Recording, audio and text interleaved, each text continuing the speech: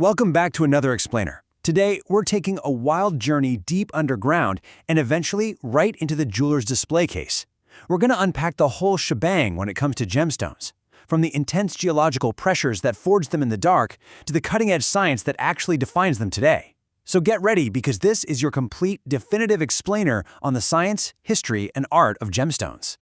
Now, you might be wondering why this topic is just so captivating. Well, just consider this number for a second.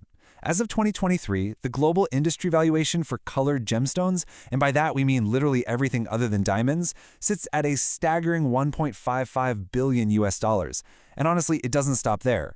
Experts are projecting that figure to climb to $4.46 billion by 2033. That absolutely blows my mind, but it perfectly highlights our enduring global obsession with these tiny, shiny pieces of the earth. But what exactly are we spending all that money on? Okay, let's dive into this. Here is our roadmap for today's explainer. We're going to start by defining the gemstone, then we'll look at how they're forged in the earth. After that, it's all about chemistry, color, and classification. Then we'll shift gears to the art of the cut, and finally, we'll wrap up with modern treatments and synthetic gems. So, starting with part 1, defining the gemstone. Before a stone actually ends up sparkling in a ring or a necklace, what exactly makes a random rock worthy of that title? When we hear the word gemstone, I bet most of us immediately picture hard, inorganic mineral crystals, right? Things like diamonds or sapphires. But the official definition is actually wonderfully broad. It's any piece of mineral crystal, certain rocks like lapis lazuli or opal, and even, get this, organic materials derived from living organisms, chosen for their beauty, durability, and rarity, then cut and polished for adornment. That means ancient hardened tree resin, like amber, or pearls formed inside oysters, are all officially recognized as gemstones. How cool is that?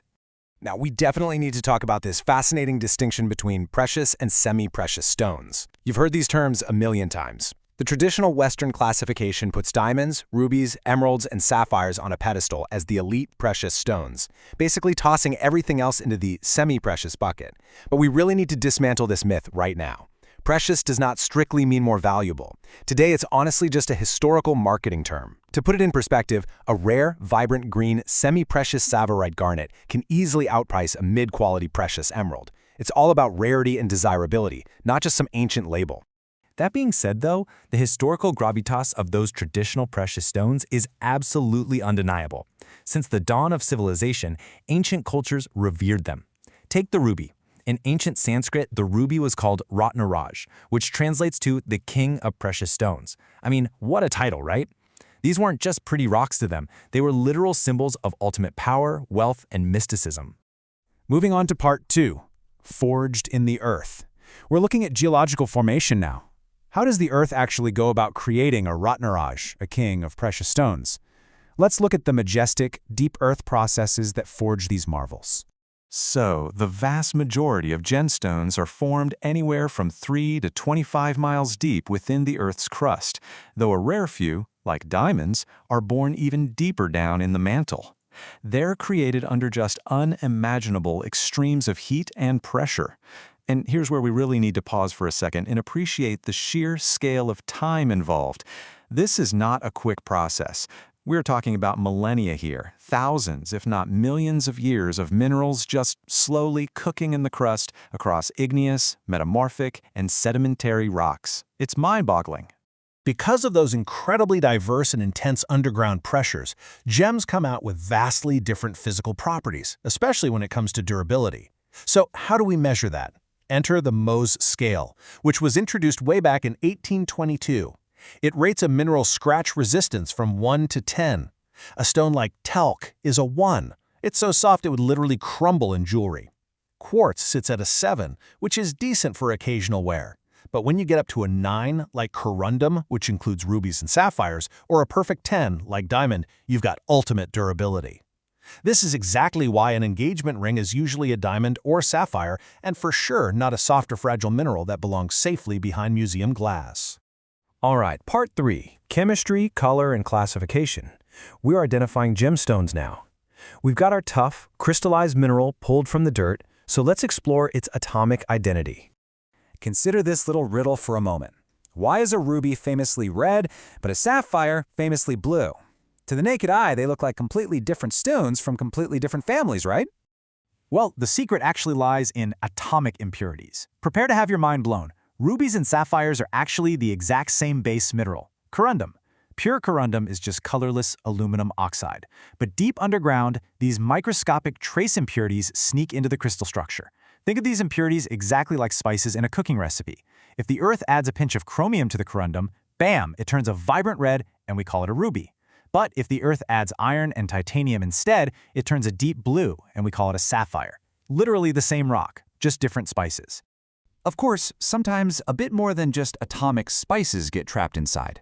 As these crystals grow over millions of years, they often swallow up little bits of other minerals, gas bubbles, or even fluids. We call these inclusions. Now, you might initially think of these as flaws that ruin a stone, but actually, to a gemologist, these inclusions are highly valuable geological fingerprints. Under a microscope, an inclusion can tell an expert exactly which country or even which specific mine a stone was formed in. And most importantly, it proves the stone is of natural origin. Let's jump to part 4, the art of the cut, where we unlock that brilliance. Nature has done its part over millions of years, right? So now it's our turn to shift to the meticulous human craftsmanship of the lapidary or the gem cutter. Believe it or not, most gemstones just look like boring pebbles in their rough state. To unlock their true beauty, they have to be cut. For thousands of years, the only way to do this was the cabochon cut, which is essentially grinding the stone into a smooth, rounded, polished dome. It's gorgeous, but it relies purely on the stone's surface color. It actually wasn't until around the 14th century that human technology allowed for the faceted cut. This is where a cutter creates tiny, mathematically precise flat windows, or facets, at exact angles. If those angles are perfectly calculated, light enters the stone, bounces around the inside like a pinball, and blasts back out to your eye, creating that dazzling, blinding sparkle we're all so obsessed with today. Once a stone is beautifully cut, we have to measure its value, and as you probably know, we do that using carats. But there is a huge, very common misconception here. People almost always think carat means the physical, visual size of the gem. It doesn't. Carat is strictly a unit of weight. Exactly 5 carats equals 1 gram. And because different minerals have totally different densities, a highly dense 1-carat ruby is actually going to look visibly smaller on a ring than a less dense 1-carat emerald. So remember, weight does absolutely not equal visual size across different gem species. All right, heading into our final stretch, Part 5, Treatments and Synthetic Gems. We're entering the fast-paced, high-tech, modern era of gemology, so let's talk about human intervention. So for centuries, humans haven't just cut stones. We've actively treated them to make them look better. And today, the vast majority of gems on the market undergoes some form of treatment. Heat treatment, for instance, is incredibly common for sapphires and rubies to permanently enhance their color and melt away internal cloudiness. For emeralds, which naturally have a lot of cracks, oil or wax is forced into the stone to disguise those fissures. Some larger, highly fractured rubies are quite literally injected with molten lead glass to hold them together and improve clarity. And organic gems, like pearls or jade, they're routinely bleached to achieve that perfect color. But today, we don't just treat natural stones anymore. We can literally build our own from scratch. And here is where we really need to clearly differentiate between a cheap imitation and a true synthetic gemstone. An imitation is just cubic zirconia, glass, or plastic. It's a fake that just happens to look like a gem. But a synthetic, lab-grown gemstone? That is a real gemstone. It is chemically, physically, and optically identical to the stone pulled from the dirt. It has the exact same crystal structure, the exact same hardness, the exact same refractive index, the whole 9 yards. And the process of actually building these is straight out of science fiction. The most cost-effective method is called the Vernal flame fusion process. We literally take powdered chemicals, like aluminum oxide for a ruby, and drop them through a 2000 degrees Celsius oxyhydrogen flame. The powder melts instantly, drops onto a spinning ceramic pedestal, and solidifies layer by microscopic layer into a flawless crystal tower called a boule. In just a matter of hours, humans can completely replicate the identical chemical magic that takes the Earth millions of years to pull off. Which leaves us with a truly fascinating final thought for this explainer. If a lab-created ruby is optically flawless, structurally identical down to the atomic level, and visually more perfect than almost anything pulled from a mine, where does its true value really lie? Is it the millions of years of chaotic underground history that makes a stone precious? Or is it the sheer aesthetic perfection we can now engineer in an afternoon in a lab? It's a massive question that is currently reshaping the entire multi-billion-dollar jewelry industry. Thank you so much for joining me today. I hope you never look at a piece of jewelry the exact same way again. Keep exploring, and I'll catch you in the next one. Welcome back to The Explainer. Today, we are taking a journey deep underground, and I mean literally deep, to explore the incredible geology behind every gemstone. You know, if you've ever held a cut gem, you've actually held a piece of deep earth history in the palm of your hand. Now, most of the beautiful stones you see in jewelry stores, they form a mere 3 to 25 miles beneath the earth's surface. But there's one specific, incredibly famous stone that breaks absolutely all the geological rules. 90 to 120 miles, straight down. That is the depth of the Earth's mantle. It's an environment so incredibly hostile, crushing and boiling with impossible heat that, realistically, absolutely nothing should survive a trip from down there all the way up to the surface. And yet, this is precisely where diamonds are born. Okay, let's dive into this. How exactly does a diamond, or really any rock for that matter, survive an unfathomable 120-mile upward journey without being just utterly destroyed? It's honestly one of geology's greatest mysteries. But before we reveal nature's craziest elevator ride and solve this diamond mystery, we actually need to put a pin in it for just a second and establish a baseline. To truly grasp why diamonds are such massive rule breakers, we first need to map out the normal rules of the game. Pretty much every mineral takes one of 3 primary geological pathways to become a gemstone. Those are igneous, metamorphic, or sedimentary. Let's break these down real quick. First up is igneous formation. Think of this as your classic volcanic origin story. This process kicks off when molten rock, either magma trapped deep underground or lava flowing right near the surface, begins to cool and crystallize. And because this liquid rock cools very, very slowly deep underground, it gives the atoms the precise amount of time they need to lock together into highly orderly, beautiful crystal structures. Let's anchor that abstract geology to something a bit more tangible. If you happen to be wearing a peridot or a zircon right now, you are wearing an igneous gemstone. These specific gems form directly from that slowly cooling magma, or sometimes from the incredibly mineral-rich fluids released during violent volcanic activity. They're essentially beautiful, crystallized byproducts of the Earth's fiery inner furnace. Moving right along, next is metamorphic formation. Now, the absolute crucial detail here is that existing rock is transformed by intense heat and pressure, but without fully melting. It gets squeezed and baked to the absolute brink, but it manages to stay remarkably solid. This immense, crushing pressure causes the pre-existing minerals trapped inside the rock to entirely recrystallize into something completely new. In this extreme squeezing, that is exactly how we get some of the most famous colored stones in the world. As the rock recrystallizes under all that immense pressure, trace impurities like chromium or iron happen to get locked into the brand new crystal structure. Just a tiny, tiny trace of chromium is exactly what turns a clear crystal mineral into a brilliant red ruby or a rich green emerald, while iron and titanium give birth to the classic blue sapphire. Finally, we have sedimentary formation. This is a massive contrast to the intense, crushing heat of the other 2 paths we just covered. We're talking about a quiet, agonizingly slow and cool precipitation process happening right near the Earth's surface. Over unimaginably long periods of time, mineral-rich water just quietly seeps into cracks and cavities in the Earth, slowly depositing silica and other compounds layer by layer. The results of this slow water drip are absolutely stunning. Things like opals and turquoise, they don't need violent volcanoes or crushing tectonic pressure. They just need time, water, and the right mix of minerals near the surface. So those are our 3 standard rules of gemstone creation: igneous, metamorphic, and sedimentary. But knowing how a gem is born is honestly only half the story. The entire mining industry heavily relies on understanding our next core concept, which is the dramatic difference between where a gem is formed and where it's actually found. And this brilliantly illustrates that concept. A primary deposit is the original host rock. It's the exact birthplace where the gem crystallized. But natural forces are relentless, right? Over millions of years, weathering, erosion, and flowing rivers literally rip these tough little crystals out of their host rock, carrying them miles and miles away to settle in downstream riverbeds. We call this a secondary or alluvial deposit. A perfect real-world application of this whole process? Sri Lanka's famous gem gravels.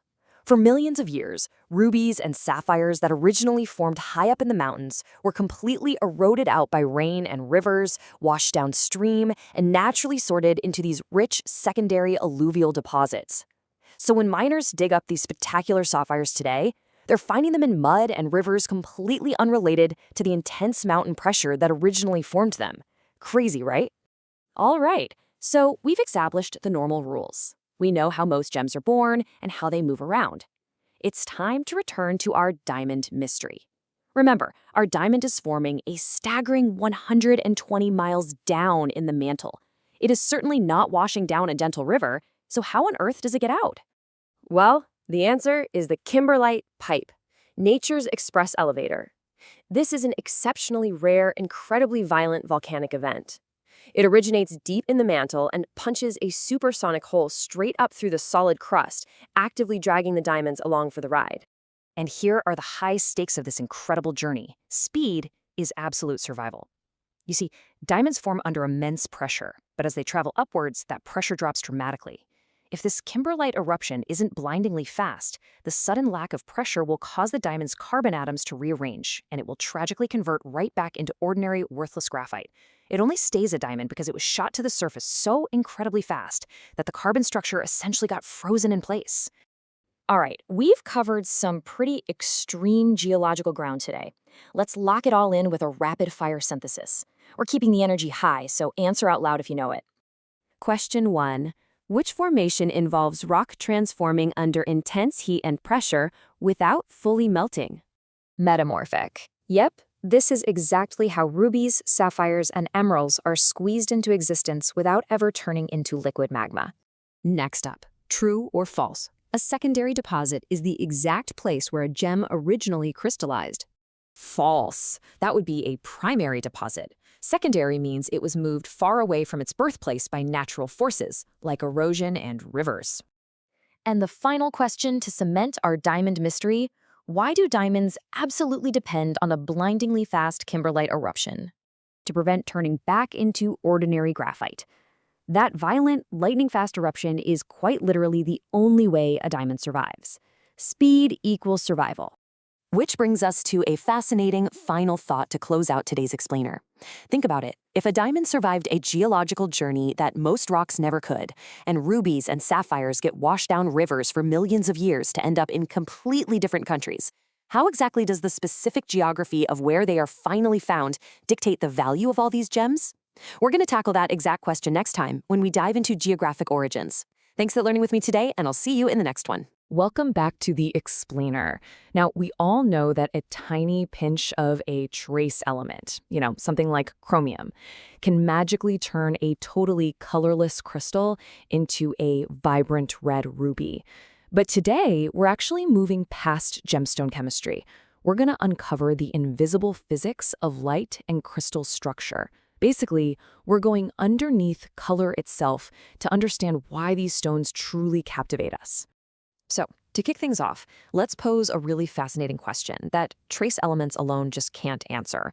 Why does a perfectly cut diamond shoot out rainbow fire all across a room, while an identically cut emerald simply doesn't? I mean, imagine them, cut to the exact same specifications, sitting side by side. That emerald is never going to throw those spectral flashes. And the answer? Well, it's not in the gem's color. It's actually in something far stranger. It's in the literal geometric layout of its atoms. Here's our roadmap for solving this little mystery today. We'll start with the 7 crystal systems, then we'll hit refractive index, birefringence, pleochrism, and dispersion before bringing the whole shebang together at the end. Let's jump into section 1, the 7 crystal systems.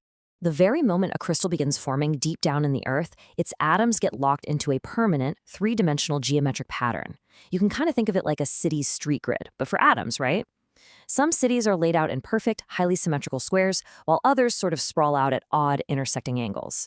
Well, this atomic grid never changes, and it dictates exactly how light is allowed to travel through the stone.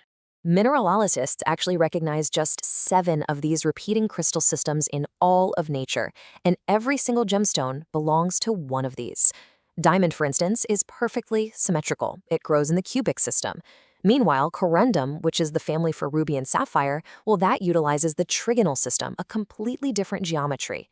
And this crystal system is absolutely crucial. It is the master key governing everything we're about to cover. Moving right along to Section 2, Refractive Index. If you've ever been totally mesmerized by a gemstone tilting under a jeweler's light, well, this right here is why. The refractive index, or RI, is essentially a stone's sparkle number. When light travels from the air into a denser material like a gem, it naturally slows down and it bends. So the refractive index is really just a numerical measurement of exactly how dramatically the material forces that light to hit the brakes and bend. And comparing different materials shows us exactly why a diamond looks so much livelier than, say, a piece of glass. Look at water. It has a pretty low RI of 1.33. Glass sits right around 1.5. But look at diamond way up at the top. Because its RI is just so exceptionally high, it forces light to bend drastically and literally ricochet around the inside of the stone before finally blasting back out to your eye.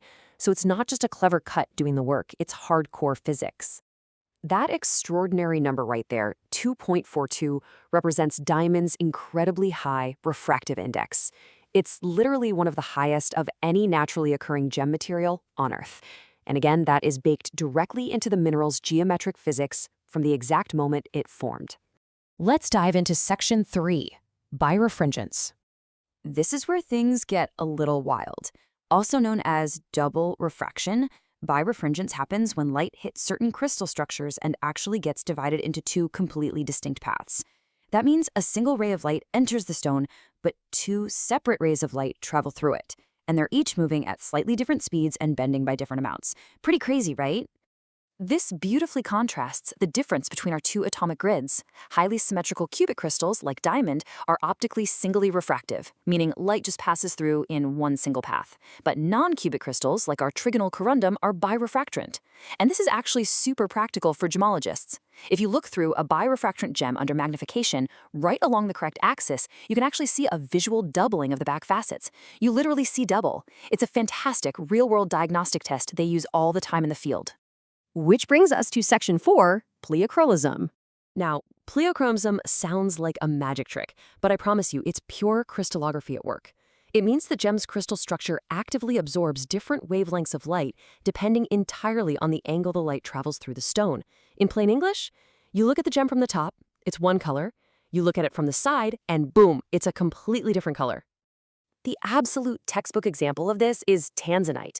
I mean, this stone can display blue, violet, or even a brownish red, depending entirely on your viewing angle. And no, this isn't some trick of the room lighting. It's the crystal lattice physically interacting with the light. Because of this, master lapidaries literally have to sweat over the rough crystal, orienting it incredibly precisely before they even think about making their cuts. If they get the angle wrong, the gem looks kind of muddy. But get it right, and they showcase the absolute best, most desirable color face-up. All right, Section 5, dispersion. And this right here is the answer to that big diamond mystery we posed at the very beginning of this explainer. So the crucial piece of the puzzle is understanding this exact property. Dispersion measures a material's ability to act like a tiny prism and separate white light into a rainbow. See, while refractive index gives the gem its overall brightness or brilliance, dispersion is responsible for this dazzling property that gemologists simply refer to as fire. Because diamond has such an unusually high dispersion value for a naturally occurring gem, its calculated facet angles don't just return bright white light to your eye. They act as microscopic prisms that throw out those famous rainbow flashes all across the room.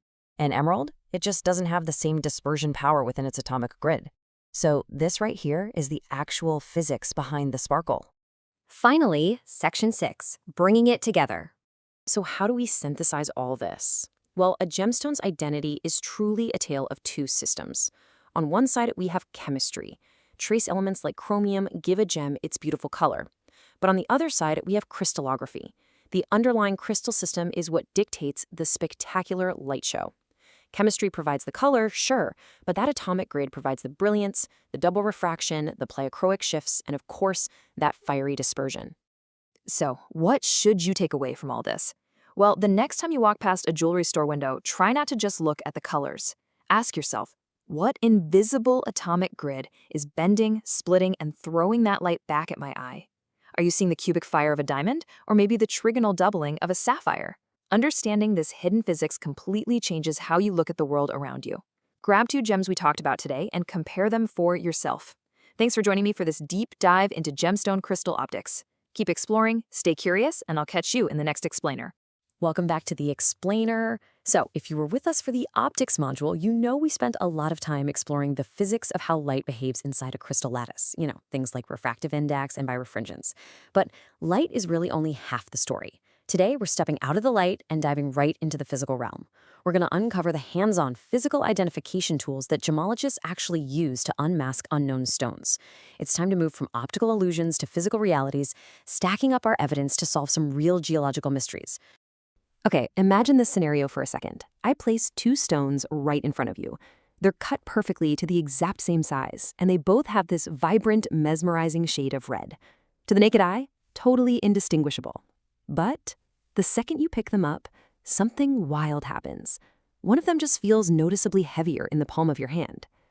Well, that invisible sensory clue is what gemologists call the heft test. It's literally the very first step in gem identification.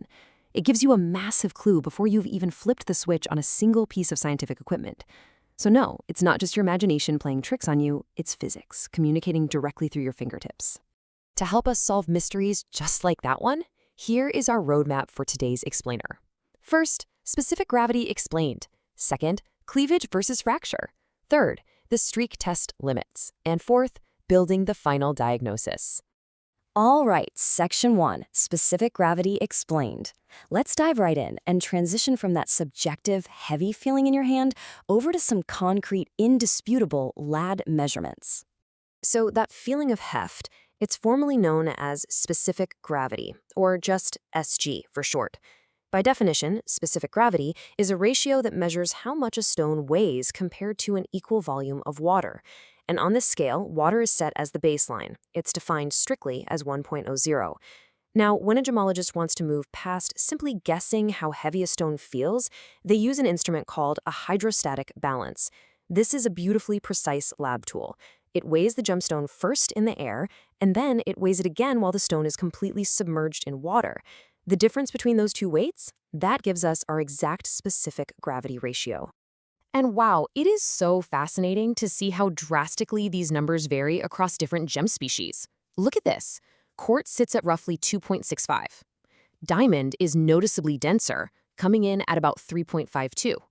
And corundum, which by the way is the mineral family of ruby and sapphire, sits way up there at 4.00.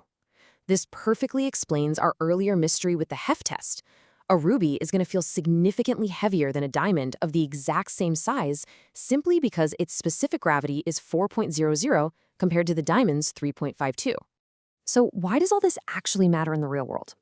Well, because specific gravity is basically the ultimate lie detector. I mean, for centuries, lookalike stones and clever fakes have completely fooled buyers who relied solely on their eyes. But here's the thing. You absolutely cannot fake density. If a dealer hands you a stunning green stone that looks exactly like a natural emerald, but a quick test reveals it has the specific gravity of glass, yeah, that is an immediate red flag. SG is honestly one of the fastest ways to rule out imitations, and the best part is you don't even need any complex, expensive chemical analysis to do it. Moving on to Section 2, cleavage versus fracture. We're going to look at exactly what happens when a gemstone is subjected to stress. Because, as it turns out, the internal atomic structure of a gemstone directly dictates its failure points.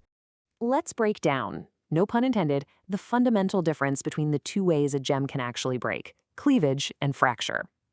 Cleavage happens when a mineral breaks along completely smooth, flat planes.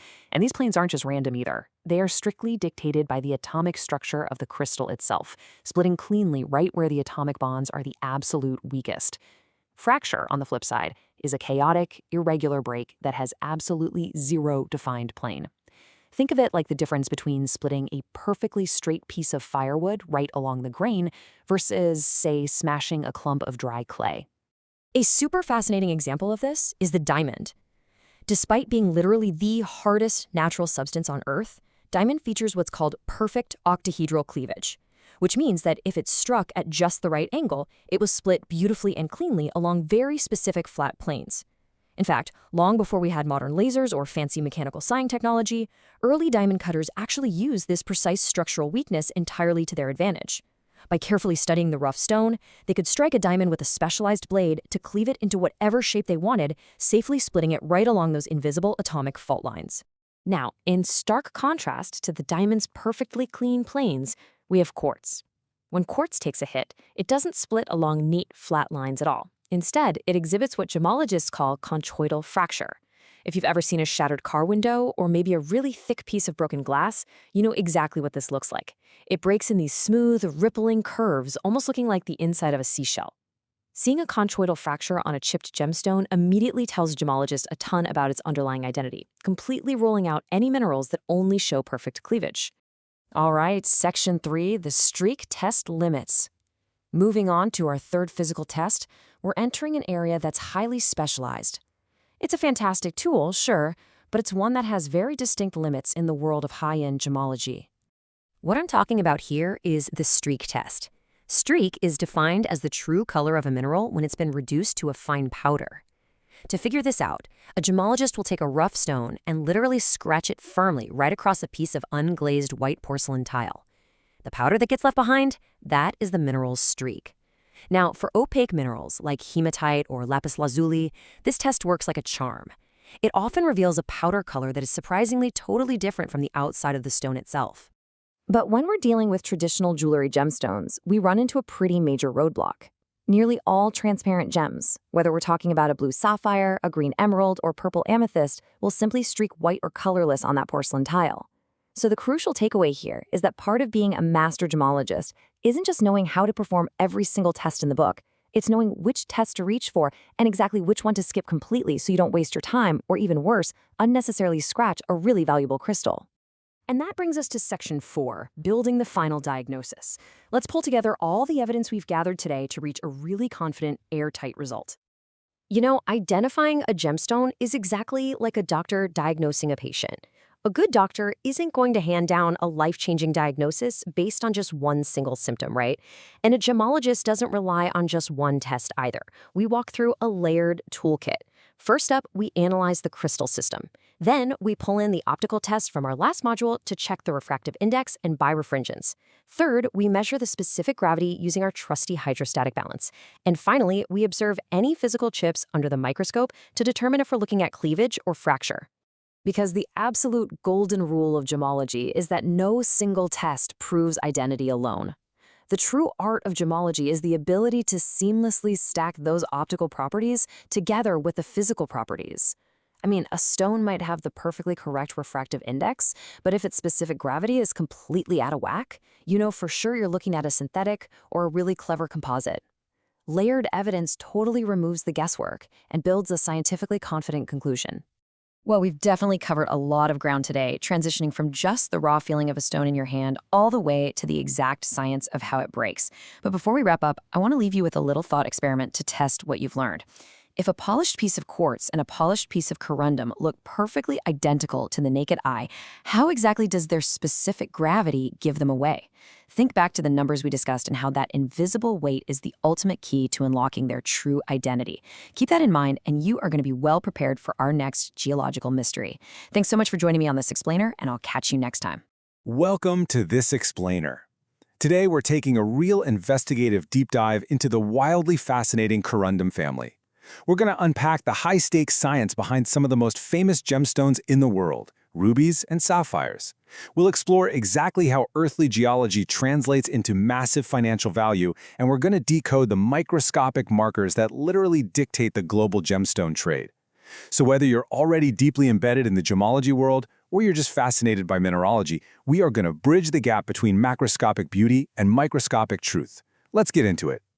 Okay, picture this. You're holding two blue sapphires in your hands. To the naked eye, they are totally indistinguishable. The cut, the clarity, the exact hue of blue, the way they sparkle and interact with the light, they mirror each other perfectly. Yet, out on the open market, one of these stones commands a price 10 times higher than the other. I mean, what hidden factor could possibly drive such a staggering price gap between two identical-looking stones? It's a reality that kind of defies standard logic, where beauty alone is absolutely not the final arbiter of worth. So what's the secret? Well, it all comes down to geographic origin. It's all about the specific coordinates on this planet where that gemstone happened to crystallize millions of years ago, deep underground under intense heat and pressure. In the high-end trade, it's not just about what the stone is, it's all about its historic birthplace. This single geographic variable creates a massive knowledge gap, one that we are going to bridge today through the lens of geology. We'll trace exactly how a specific plot of Earth can radically redefine a stone's entire value. Let's jump into Section 1. Meet the corundum family. For centuries, early gemologists and even royalty firmly believed rubies and sapphires were entirely different entities. I mean, they adorned different crowns and carried completely different mythological lore. But the reality is actually far more interesting. They are the exact same mineral. They're both corundum. The base matrix is identical. If this mineral expresses a red hue driven by some specific elemental impurities, we classify it as a ruby. If it is literally any other color in the entire visual spectrum, it's categorized as a sapphire. It's just a single family expressing dual identities. Chemically speaking, this whole family is just aluminum oxide. Those stunning colors you see, they're merely the result of trace elements sneaking into the crystal lattice during formation millions of years ago. Structurally, corundum always crystallizes in the trigonal system. It boasts a refractive index around 1.76 to 1.78 and has a specific gravity of exactly 4.00. That is the exact chemical and physical fingerprint shared by every natural ruby and sapphire on Earth.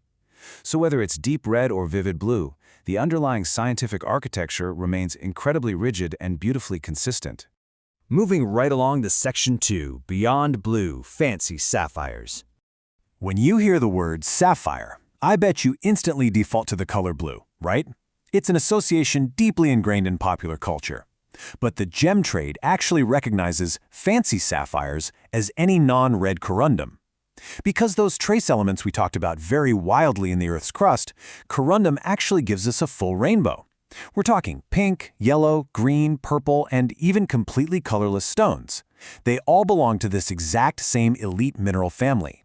The presence of iron, titanium, or other elements creates a stunning spectrum that proves corundum is way more versatile than just standard blue.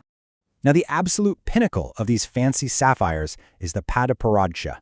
Named after the vibrant color of a lotus blossom, this is an exceptionally rare, highly valuable pinkish-orange variety of fancy sapphire, and it commands astronomical prices precisely because this delicate, sunset-like color combination requires a highly specific mix of trace elements that is incredibly uncommon in nature.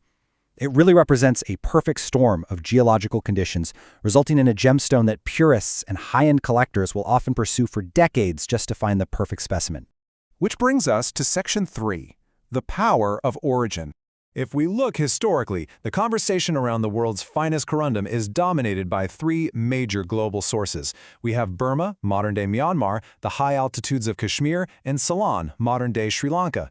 Each of these three regions produces stones with highly specific visual characteristics that come from their unique geological makeup, and each carries a really distinct historical weight in the trade. These regions didn't just produce gemstones, they effectively set the global baseline for what absolute perfection looks like in the ruby and sapphire markets. Let's kick things off with Burma.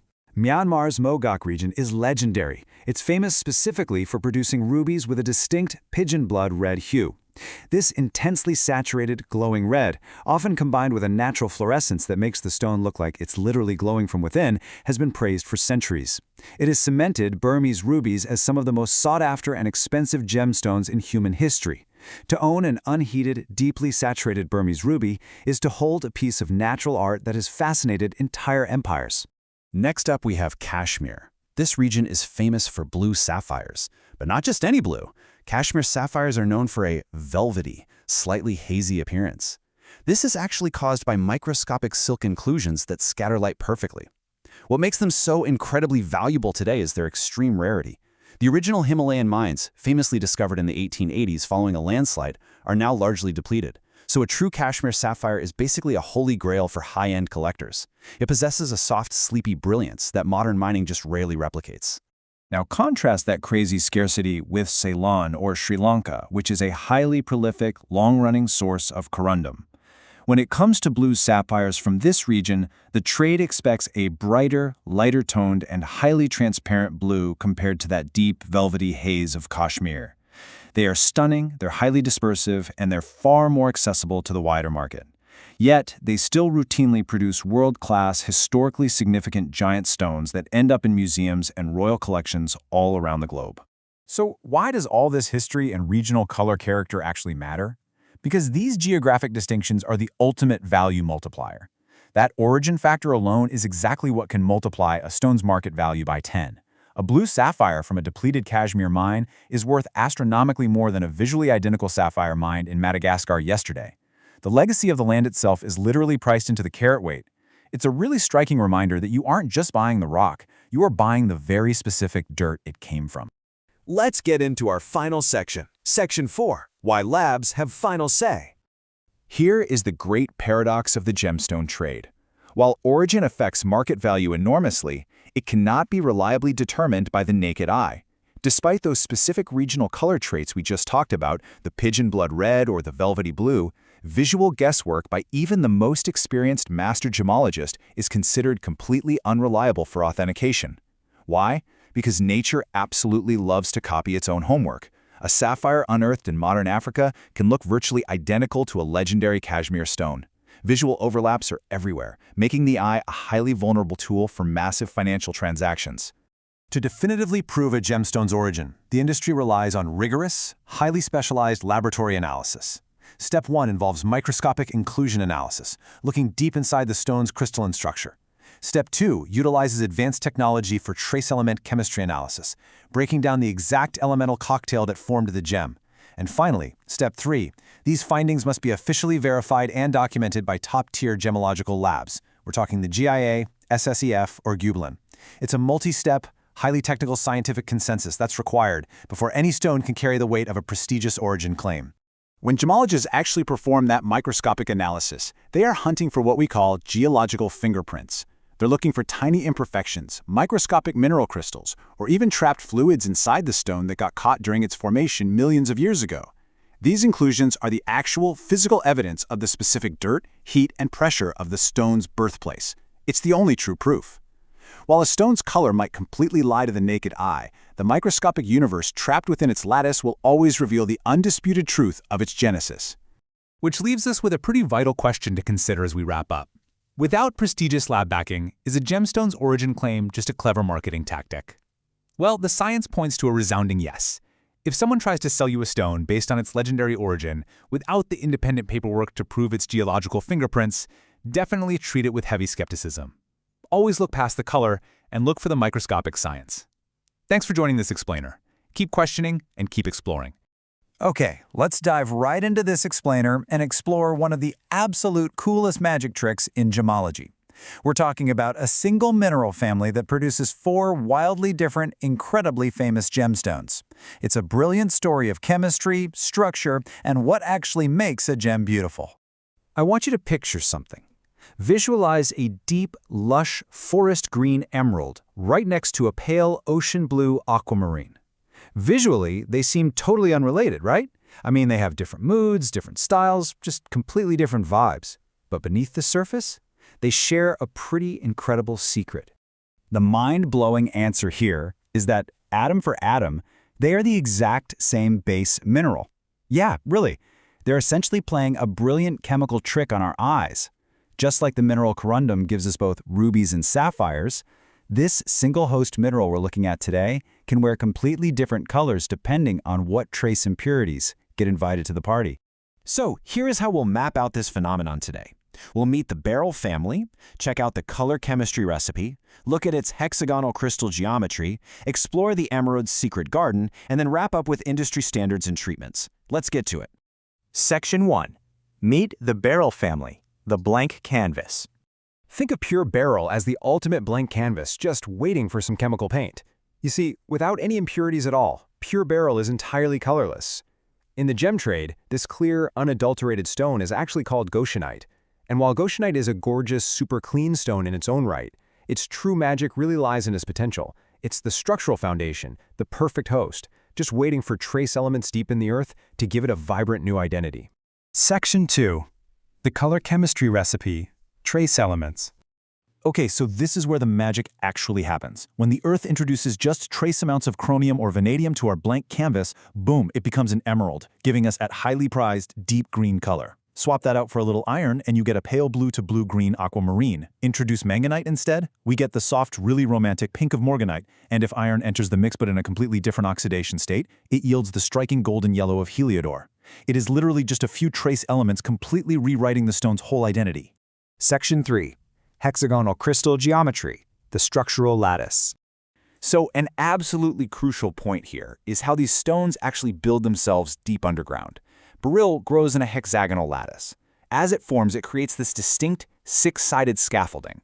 To put that into perspective, think about corundum, the ruby and sapphire family, which grows in a trigonal lattice instead. Now, both of these minerals are non-cubic and birefringent, which is just a fancy way of saying they split light in beautiful, complex ways.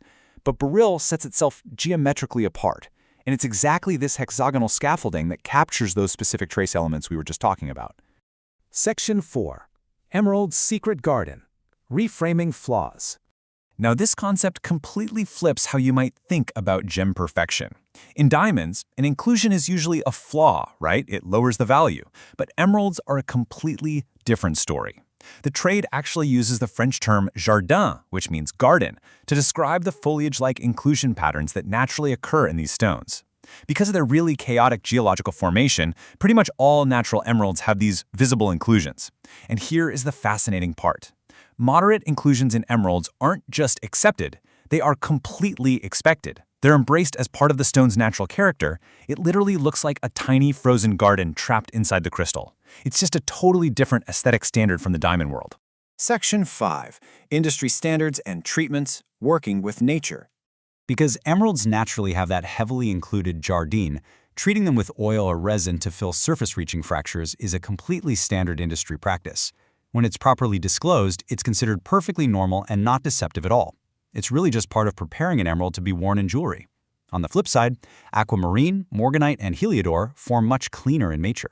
They just don't usually have that heavy network of inclusions. So instead of oiling, they commonly undergo gentle heat treatments. This just helps to stabilize or enhance their stunning blue, pink, and golden colors. I want to leave you with this final thought to chew on. If a diamond is prized for being completely flawless, why does an emerald's secret garden make it so special? Understanding Beryl's chemical recipe, the fact that these drastically different gems are essentially the exact same canvas painted by the earth, it really changes how we view natural beauty. Sometimes beauty isn't about pristine, flawless perfection, right? It's about the incredible, slightly chaotic story of exactly how something was made. Definitely think about that the next time you admire a piece of colored gemstone jewelry. Thanks so much for joining me for this explainer today. Welcome to this explainer. It's wild to think about how often we interact with quartz in a single day without even realizing it. It literally makes up the sand on our beaches, the glass in our windows, and even the internal mechanisms keeping time in our watches. And because it is just so unbelievably common in our daily lives, it often gets completely overlooked as a true gemstone. But today, we're going to dive into the quartz family and prove that extreme abundance absolutely doesn't equal boring. In fact, some of the most visually stunning and scientifically intriguing gems in the natural world might already be sitting right in your home. So, does a gemstone have to cost a fortune to be fascinating? Let's go ahead and bust this myth right out of the gate. In previous explainers, we've covered those high per carat families, right? Things like corundum, which gives us rubies and sapphires, and beryl, which gives us emeralds. Those gemstones command massive, eye-watering prices largely because of extreme geological rarity and relentless global demand. But quartz teaches a very different, highly accessible lesson. As you'll see, you absolutely do not need a massive budget to observe incredible gemological principles firsthand. Section 1. The gem everyone can own. Quartz is one of the most abundant minerals on Earth, yet it produces visually stunning gems you can study on any budget, making the science of gemology genuinely accessible to everyone. Right, let's start with the basic chemistry.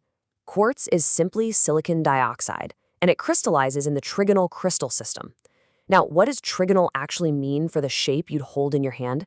Well, it means the mineral grows in those classic, beautiful six-sided prisms that terminate in sharp little pyramids. It's exactly what pops into your head when you picture a quintessential natural crystal. This simple, foundational chemical baseline, when it's totally pure, creates colorless rock crystal. It acts as this perfect, completely clear blank canvas, just waiting for nature's paintbrush to add some color. Moving into Section 2, amethyst, citrine, and chemistry. Let's see exactly how introducing trace elements completely transforms that blank, clear canvas into something spectacular. Take amethyst, for example. It gets that brilliant, highly sought-after purple color from a very specific, almost magical combination. First, you need trace amounts of iron to sneak into the crystal lattice as it forms.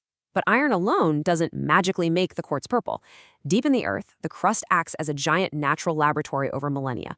The crystal sits there and is exposed to natural background radiation from surrounding rocks. This irradiation physically alters the oxidation state of that trace iron, completely shifting how the crystal absorbs and reflects light. It's a textbook, perfectly executed example of how an extreme subterranean environment interacts with a mineral's basic chemistry to create a totally distinct, vibrant gemstone.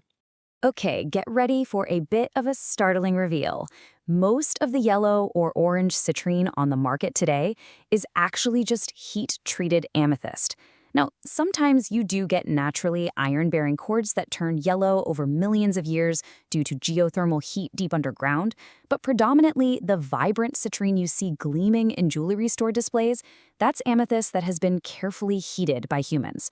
When you bake amethyst at temperatures typically between 800 and 1100 degrees Fahrenheit, the intense heat alters the iron impurities yet again, morphing the color from purple to a warm yellow or fiery orange.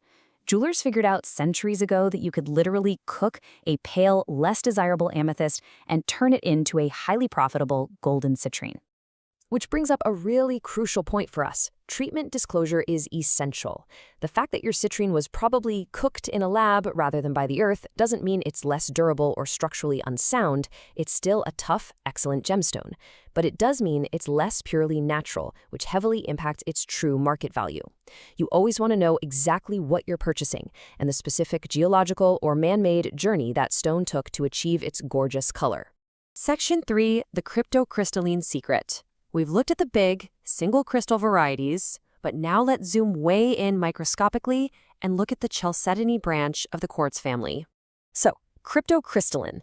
It refers to a crystal structure made of countless microscopic crystals rather than one large, continuous single crystal. Think of it like this. A single crystal of quartz, like an amethyst, is like a massive, solid block of clear ice. Light passes right through it. Cryptocrystalline quartz, which we call chalcedony, is a lot more like tightly packed snow. It's the exact same chemical ingredient, but because it's composed of millions of tiny interlocking microscopic crystals, it scatters the light. This structural shift completely changes the physical appearance of the gem, from transparent to translucent or even entirely opaque. Section 4. Agate, jasper, and banding. Within this cryptocrystalline structure, we find chalcedony varieties famous not for their clarity, but for their mesmerizing, bold patterns. Let's look at how this incredible process actually works. Agate's distinctive banded patterns are quite literally geological time lapses. Picture an ancient landscape covered in cooling, bubbling lava. As the lava cools, trapped gas bubbles leave behind these empty, spherical cavities in the hard rock. Over vast stretches of time, we're talking millions of years, mineral-rich groundwater slowly seeps into these hidden cavities.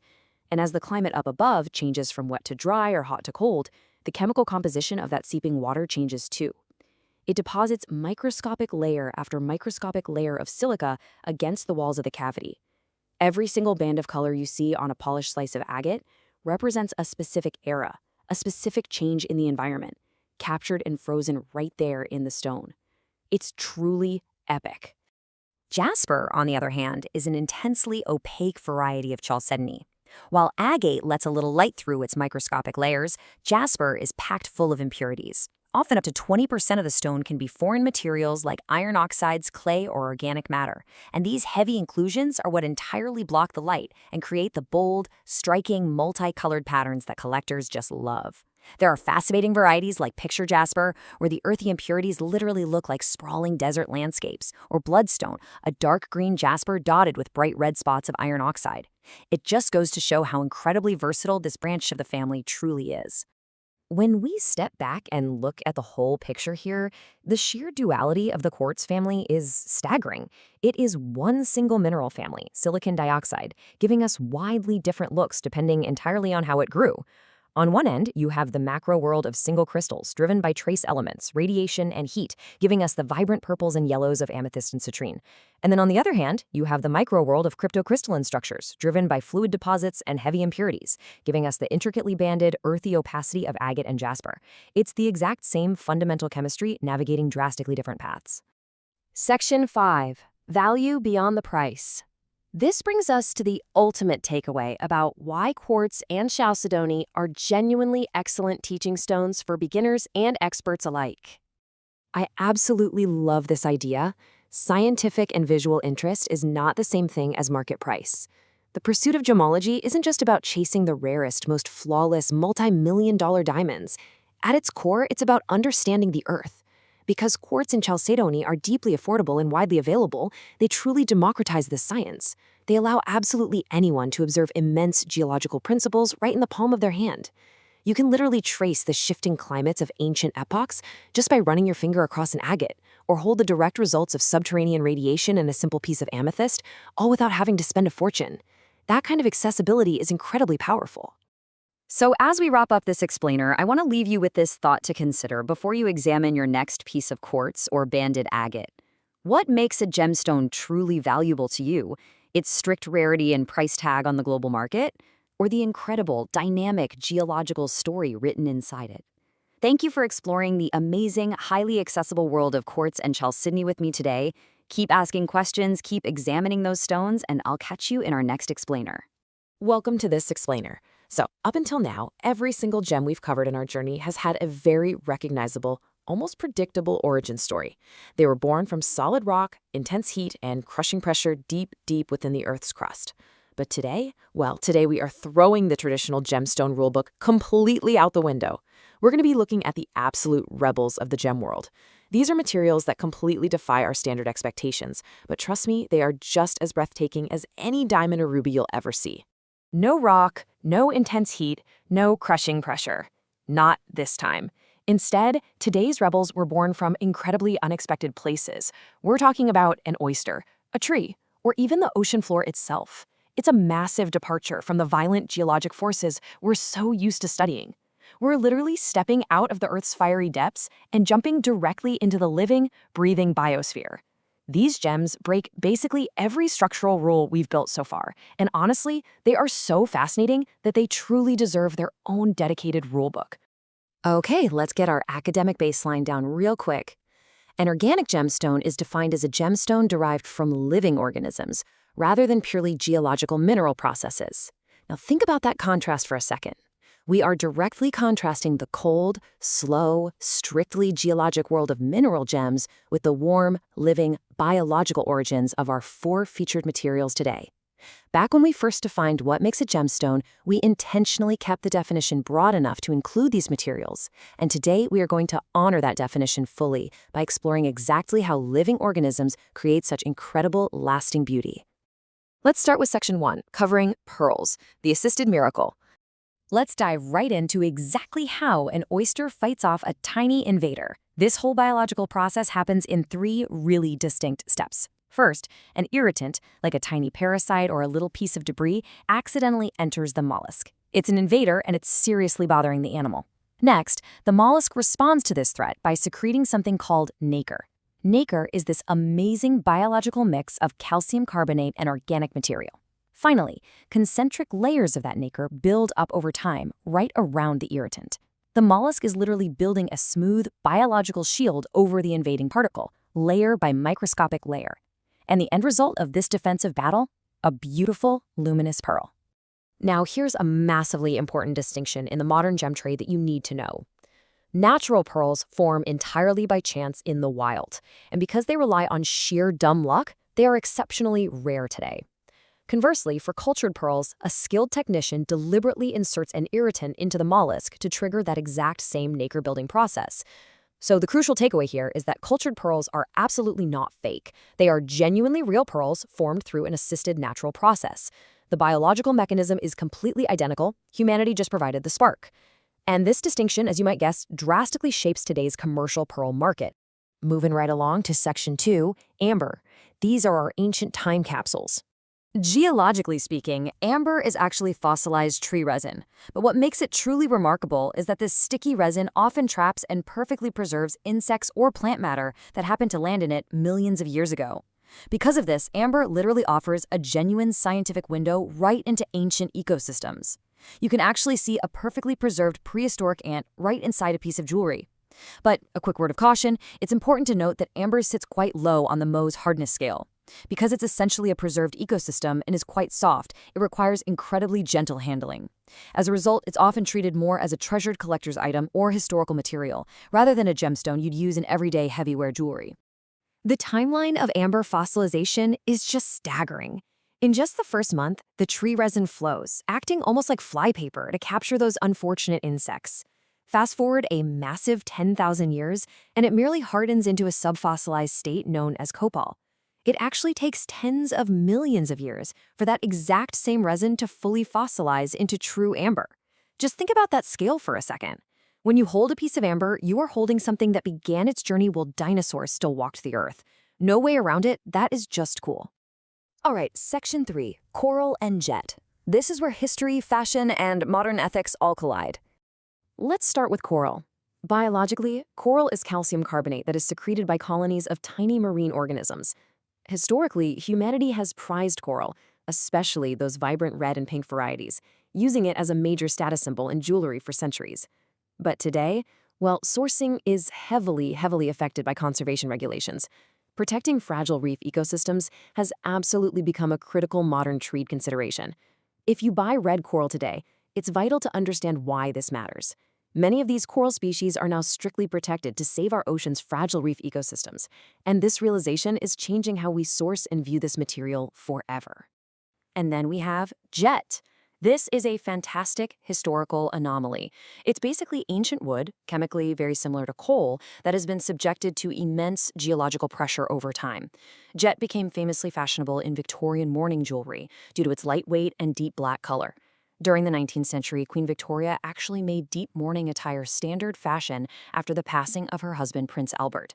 Because jet was profoundly black but also incredibly lightweight, you could wear these large, dramatic pieces of it quite comfortably. It really became the absolute pinnacle of Victorian mourning fashion, perfectly matching an organic material to a very specific historical moment. So if we look at our four rebels side by side, you'll immediately notice their completely unique biological origins. Pearl comes from mollusk nacre, amber from tree resin, coral from marine organisms, and jet from ancient wood. They also share one major physical trait, a uniformly low Mohs hardness. This means they all demand specific care and respect. But maybe more importantly, each carries notable trade consideration. Whether you're navigating the natural versus cultured debate for pearls, seeking out fossil inclusions in amber, verifying conservation sourcing for coral, or exploring the historic Victorian use of jet, each of these organic gems requires you to understand its totally unique story and context. I think it really all comes down to this core philosophy. Gemstone was never purely a mineralogy term. It is fundamentally about beauty, rarity, and durability, regardless of biological or geological origin. I love this because it beautifully recaps our entire journey today. It reminds us that the coveted title of gemstone is earned through sheer beauty and rarity, even if that material comes from the defensive reaction of an oyster or a piece of ancient compressed wood from a forgotten forest. Nature simply has more than one way to forge a masterpiece. As we wrap up this explainer, I want to leave you with a rather provocative thought to ponder. Does the natural versus assisted distinction in pearls parallel the natural versus synthetic debate we see in mineral gems? Basically, does the origin of the catalyst change the meaning of the gem if the end result is physically real? It's a fascinating debate to chew on. Thank you so much for joining me to explore these rule-breaking organic gems, and I'll see you next time. Welcome to The Explainer. I'm so glad you're joining us today because we're diving into, honestly, one of the most fascinating intersections of science and commerce on the planet. I mean, think about it. We're looking at the ultimate mystery of how the gem trade takes raw, incredible physical optics, literally just a rock pulled straight out of the earth, and translates that into a strictly regulated market valuation. It's this wild journey from geology, straight through geometry, right into economics. So let's just jump right in. Now, to really appreciate how diamonds are graded, we kind of need to do a super quick recap on the baseline physics of, well, why they sparkle in the first place. You might remember diamonds belong to the cubic crystal system, and they're singly refractive. Plus, they pack an incredibly high refractive index of 2.42, and of course, they are famous for their high dispersion. That's that gorgeous rainbow fire you see flashing when the light hits it just right. So that's the raw optical power we're working with here. But you know, that raw optical power brings up a massive dilemma in the gem trade. Basically, how can two visually similar diamonds fall into wildly different price categories? Seriously, you could have two stones sitting side by side that look virtually identical to the naked eye, right? But one costs $5,000 and the other? $50,000. It's wild. And that exact problem, that huge price gap for similar-looking stones, is what created the absolute need for a universally recognized, rigidly strict grading framework. And that framework is exactly what we're covering today. We're going to break down carat, cut, color, and clarity, plus a really surprising fifth factor, fluorescence. So let's start with number 1, carat, weight and rarity. Right off the bat, a lot of people think carat is a measure of visual size, like how big the diamond looks. But actually, it is strictly a measurement of physical weight. The golden rule to remember here is the number 5. Exactly 5 carats equals 1 gram of weight. It's a precise, totally undeniable metric. Now, here's where it gets interesting. Because larger diamonds are naturally so much rarer in the earth, their price doesn't just, increase steadily as they get heavier. Instead, the price jumps disproportionately at certain highly demanded carat thresholds. For example, a diamond that hits exactly 1.00 carats is going to see a massive price leap compared to one that weighs 0.99 carats.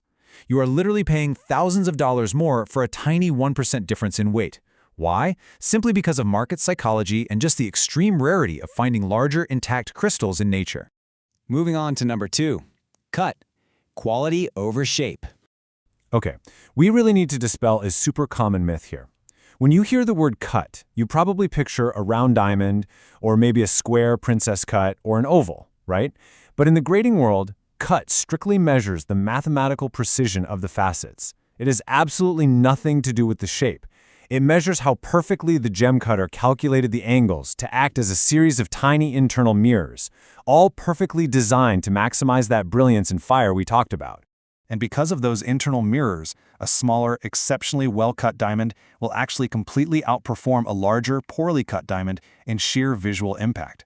If the angles are off even a little bit, light just leaks out the bottom or the sides of the stone, making it look dull and kind of lifeless, no matter how huge it is.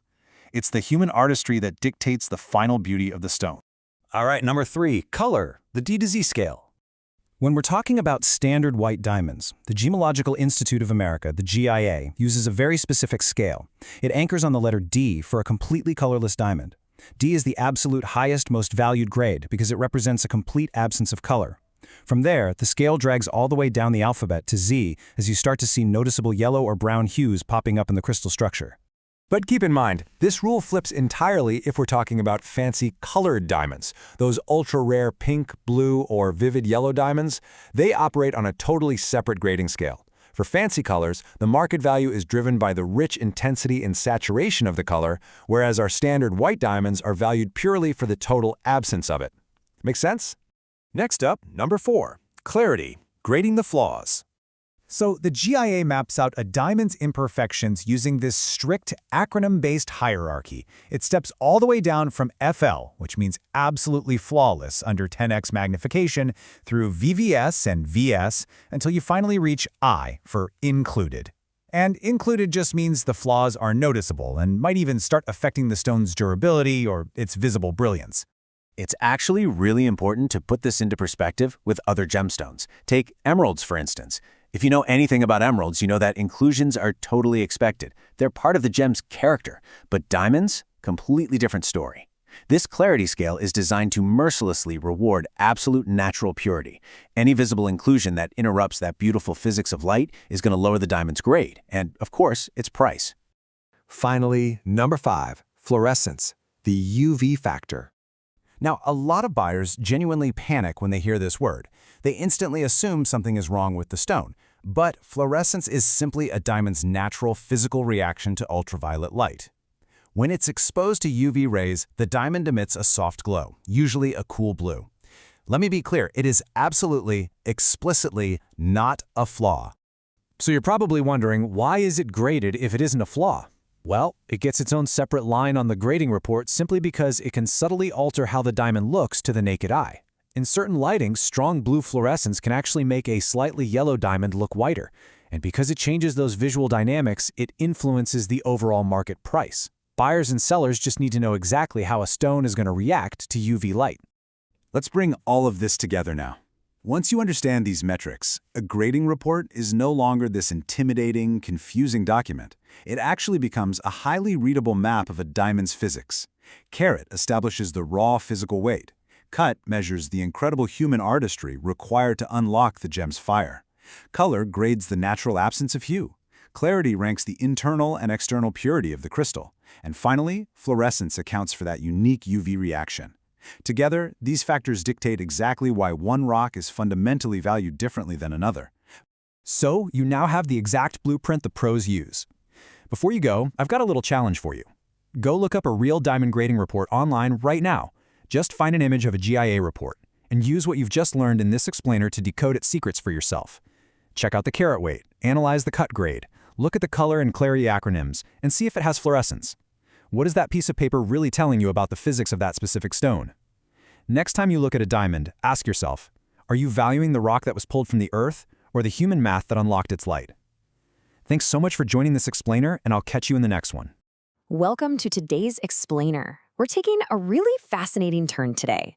Up until now, we've focused heavily on the properties of gemstones from a largely conceptual standpoint, the theory. But today, we're shifting gears from consumer-level knowledge to a true behind-the-scenes toolkit tour of the professional gemology lab. So let's just dive right in, because this is where the magic really happens. Like this quote says, everything we've learned so far was theory. Today, we walk into the lab and show you the actual instruments. I mean, think about it.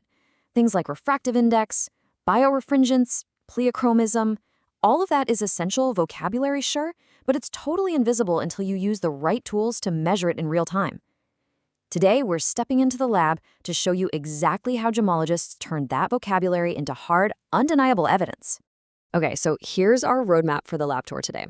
We'll be looking at theory meets the lab, the refractometer and polariscope, the dichroscope and spectroscope, the gemological microscope, and finally, the layered process. Section 1. Theory meets the lab, from vocabulary to hard evidence. You see, this explainer is all about demystifying that lab environment. To the naked eye, a beautiful red stone might just look like, well, a beautiful red stone. But what you can't see is exactly what gemologists are trained to see. Using specialized equipment, they look right past that surface beauty and actually measure the invisible physical and optical properties that define the stone's true identity. It's like having X-ray vision for gems. Section 2. Refractometer and polariscope. Bending light. First up on our tour is the refractometer. This incredibly clever device uses a high-RI glass hemicylinder to directly measure a gemstone's refractive index on a calibrated scale. Basically, the gemologist carefully places the stone onto this hemicylinder, and as light passes through it, they can read the exact refractive index value straight off a scale inside the viewer. It's that direct.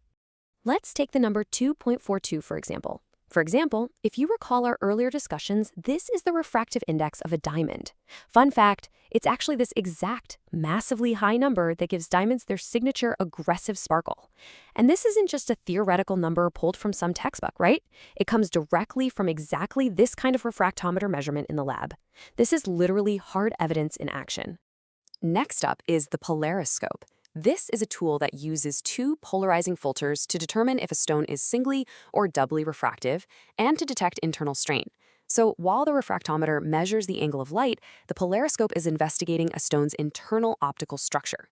The gemologist basically just observes how the stone reacts as it's turned between these filters. It's so cool because the polariscope literally forces a stone to declare its identity. Is it singly refractive or is it doubly refractive? Meaning, does it split light into two separate rays or keep it as one? And beyond just refraction, the polariscope is absolutely crucial for revealing internal strain patterns. These hidden strain patterns are incredibly useful clues for distinguishing a natural, earth-mined gemstone from certain synthetic materials grown in a lab. Moving on to Section 3. Dichromoscope and spectroscope, splitting colors. Now, the dichroscope is a fantastic little tool. It's a small handheld instrument that splits light into two channels to let a gemologist directly observe pleochrosm. It acts almost like a magical little window. Why does this matter? Because it lets you see that fascinating color shifting effect we've talked about with stones like tanzanite. The real beauty of the dichroscope is that you can see these different colors side by side all at once without having to physically rotate the stone through multiple viewing angles. Such a time saver! Then we have the spectroscope, which ties directly back to the principles of color chemistry. This is an instrument that reveals a stone's absorption spectrum to show exactly which specific wavelengths of light a gem absorbs. Basically, it shows us exactly which wavelengths it's absorbing and which ones it's letting through. Because certain trace elements inside the gem produce very specific, highly repeatable absorption patterns, a spectroscope helps confirm or rule out particular colorants. Honestly, it's like reading a barcode that tells you exactly what elements are creating the gem's color. Section 4. The Gemological Microscope, inside the stone. Now, arguably the most versatile tool in the entire gemological lab is the gemological microscope.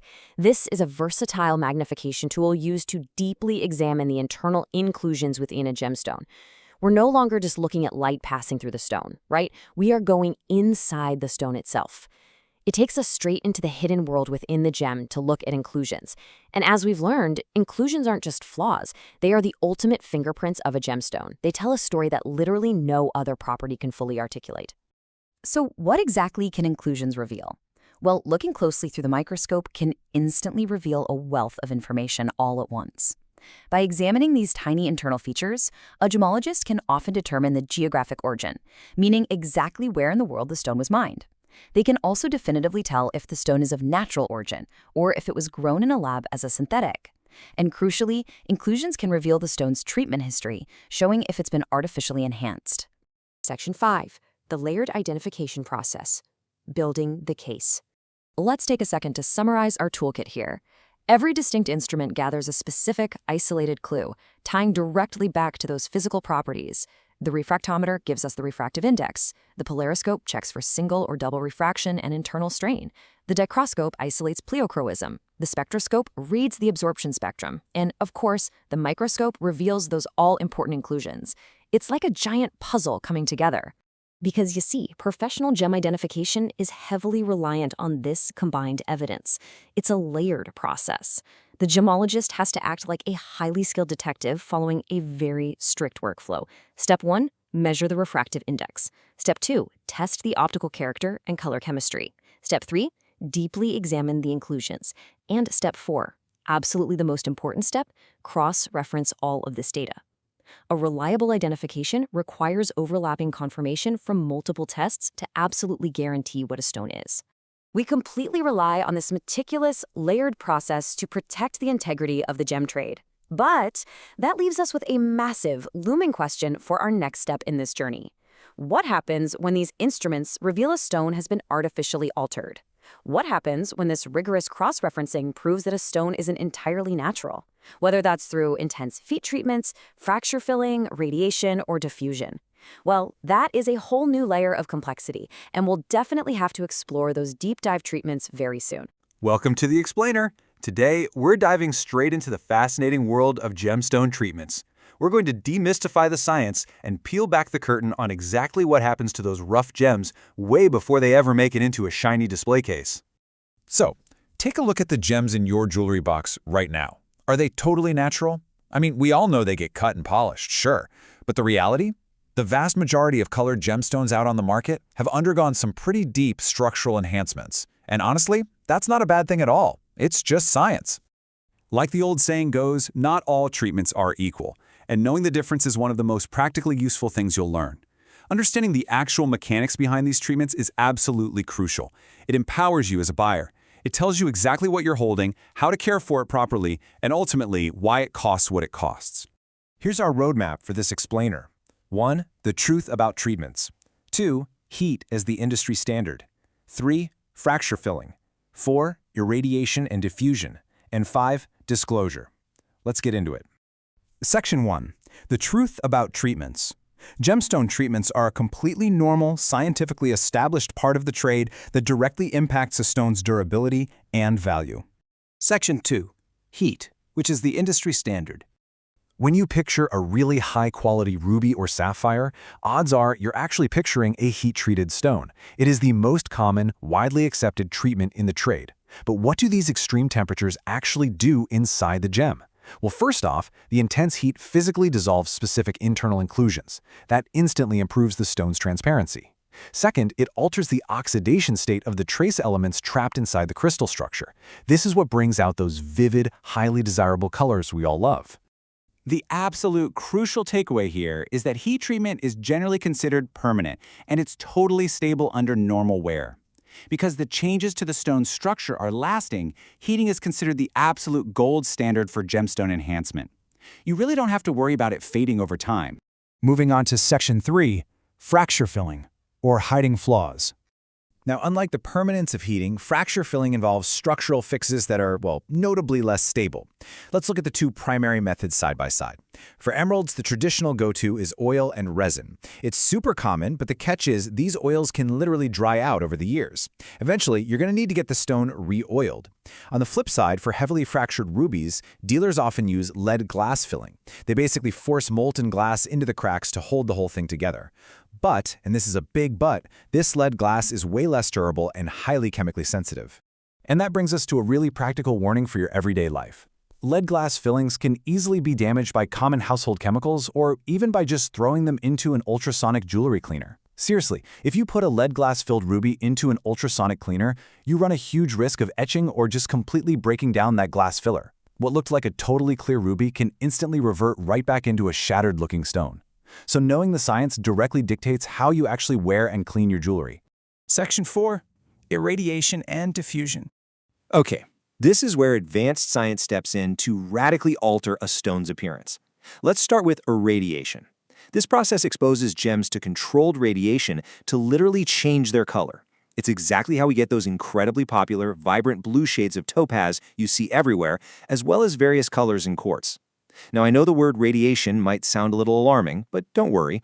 These facilities are rigorously tested to meet strict safety standards, and they constantly monitor for any residual radioactivity. The stones are entirely safe long before they ever hit the market. Diffusion treatment, though, takes a completely different approach. Natural color penetrates the full depth of a stone, right? But diffusion only introduces coloring elements into a really shallow surface layer, baking it in under intense heat. Think of it kind of like giving the gemstone a spray tan. It looks incredibly vivid on the outside, but it's completely pale at the core. So why does this structural difference actually matter to you? Well, because a diffused stone that gets recut or even just significantly repolished can completely lose its color. Imagine you chip a diffused sapphire and take it to your jeweler to polish out the scratch. They might accidentally polish right through that ultra-thin color layer, leaving you with a weird, colorless patch on your gem. This is a major practical risk, and it perfectly highlights why knowing the difference between a full-body heat treatment and a surface-level diffusion treatment is absolutely critical for your wallet. Finally, Section 5, disclosure and your right to know. At the end of the day, all of these incredible scientific processes mean absolutely nothing if they aren't being communicated honestly. Disclosure is the ethical and, in many places, strictly legal obligation to inform a buyer that a gemstone treatment has actually occurred. A reputable dealer will never try to hide this information from you because transparency is what ensures you can make a fully informed decision. On a global scale, disclosure is standardized by organizations like the Laboratory Manual Harmonization Committee, or LMHC for short. They set the rules for how labs report these treatments. Day to day, gemologists are relying on microscopes to spot visual evidence, like tiny leftover glass bubbles. And for the really tricky stuff, labs use advanced spectroscopies to confirm specific chemical signatures left behind by the treatments. It is a scientifically rigorous process entirely designed to protect the consumer. Let's bring all this together. Heat treatment for sapphires and rubies, that's permanent and stable. Fracture filling for things like emeralds and rubies, impermanent and highly sensitive to everyday chemicals. Irradiation for topaz and quartz is totally stable, but does require advanced lab testing to verify. And diffusion, remember, that is surface level only. Keeping this matrix in mind is quite literally the key to being an empowered buyer. We've covered a tremendous amount of ground in this explainer today, moving all the way from permanent heat treatments down to surface-level diffusion. So, I have to ask, the next time you're admiring a beautiful gem at the jewelry counter, which treatment are you going to ask your jeweler about first? Armed with this science, you are now an informed buyer, totally ready to ask the right questions. Thanks so much for joining me, and I'll catch you next time. Welcome to this explainer. Okay, so have you ever looked at a sparkling diamond in a jewelry store window and wondered, was this forged millions of years ago deep inside the earth? Or was it literally grown last Tuesday in a high-tech lab? Today we're taking you right inside those incredibly sophisticated facilities to see exactly how genuine gemstones are built. And I mean literally atom by atom. We're going to look way past the velvet displays and dig straight into the fascinating science of gemstone synthesis. Let's just dive right into this crazy reality. We are now taking the exact identical chemistry of the Earth's geological history, and we're compressing millions of years of crystal growth into mere hours or weeks. Seriously, we're essentially playing Mother Nature, but we've got a highly accelerated fast-forward button. We're turning an absolute eternity of unimaginable geological pressure and intense heat into, just a few weeks on a calendar. It is a breathtaking leap in material science. Now, what's really interesting here is the hard boundary we need to draw between an imitation and a synthetic. See, an imitation, like glass or plastic, it basically just puts on a mask to look like a gem. It mimics the appearance, sure, but that's where the similarities completely end. But a synthetic actually is a gem in every conceivable way. It shares the exact same crystal structure, the exact same hardness, and the exact same refractive index, meaning it captures and bends light the exact same way. At a fundamental atomic level, they're the exact same material as their natural counterparts. No difference. So here is the quick roadmap for our laboratory tour today. Number 1, we'll cover why synthetic does not mean fake. 2, growing colored gemstones. 3, the 2 paths to lab diamonds. And finally, number 4, spotting the lab-grown difference. Let's get into it. Starting off with Section 1, synthetic does not mean fake. Let's firmly establish this huge paradigm shift about what a lab-grown gem actually is. So, the absolutely crucial point here is that synthetics are perfectly legitimate products. They just require proper disclosure, right? Not deception. Because they share the identical chemistry and physical traits of naturally mined stones, the word synthetic in gemology does not mean fake. It really just denotes the origin. The gemstone is absolutely real, it just happened to grow inside a state-of-the-art facility rather than, well, deep inside the Earth's crust. For you, the consumer, or for jewelers, this means you are getting the real deal. But it absolutely requires full transparency at the jewelry counter so you know exactly where your stone came from. Moving right along to our next room on the tour, Section 2, Growing Colored Gemstones. We're going to explore the 3 primary methods of manufacture. So the oldest, fastest, and cheapest method out there is flame fusion, which is also known as the vernal process. Imagine a chamber where powdered chemical ingredients are dropped through an incredibly hot oxyhydrogen flame. As they melt, they drip down and solidify into this long, cylindrical crystal called a boule. Just picture an icicle forming from dripping water, but, made entirely of molten sapphire. Because it's such a super rapid and cost-effective process, this is for sure the most common method you're going to see for creating synthetic corundum and spinel. Now, if you want higher quality synthetic emeralds and rubies, you're going to rely on flux growth. Instead of that rapid melting process we just talked about, flux growth dissolves the raw chemical ingredients in a molten chemical solvent, that's the flux, at super high temperatures. The crystals then grow agonizingly slowly as the whole solution cools down. It requires incredible patience, sometimes taking months. But the resulting quality is just spectacular, giving us stones that easily rival nature's absolute finest. And this brings us to our third method, hydrothermal synthesis, which basically acts like a high-tech pressure cooker for synthetic emerald and quartz. This method closely mimics the actual pressure cooker conditions you'd find deep underground. It uses superheated, water-based solutions trapped under extreme high pressure to coax the crystals into forming. It's a wildly impressive, highly sophisticated way to literally recreate the Earth's natural hydrothermal veins right inside a sterile lab environment. Okay, to keep all this technical alphabet soup organized, let's compare these methods. You can clearly see the trade-offs here. Flame fusion trades time and cost for rapid speed, which makes it absolutely perfect for growing corundum. Flux growth, on the flip side, invests weeks or even months of time to achieve those really high-tier rubies and emeralds.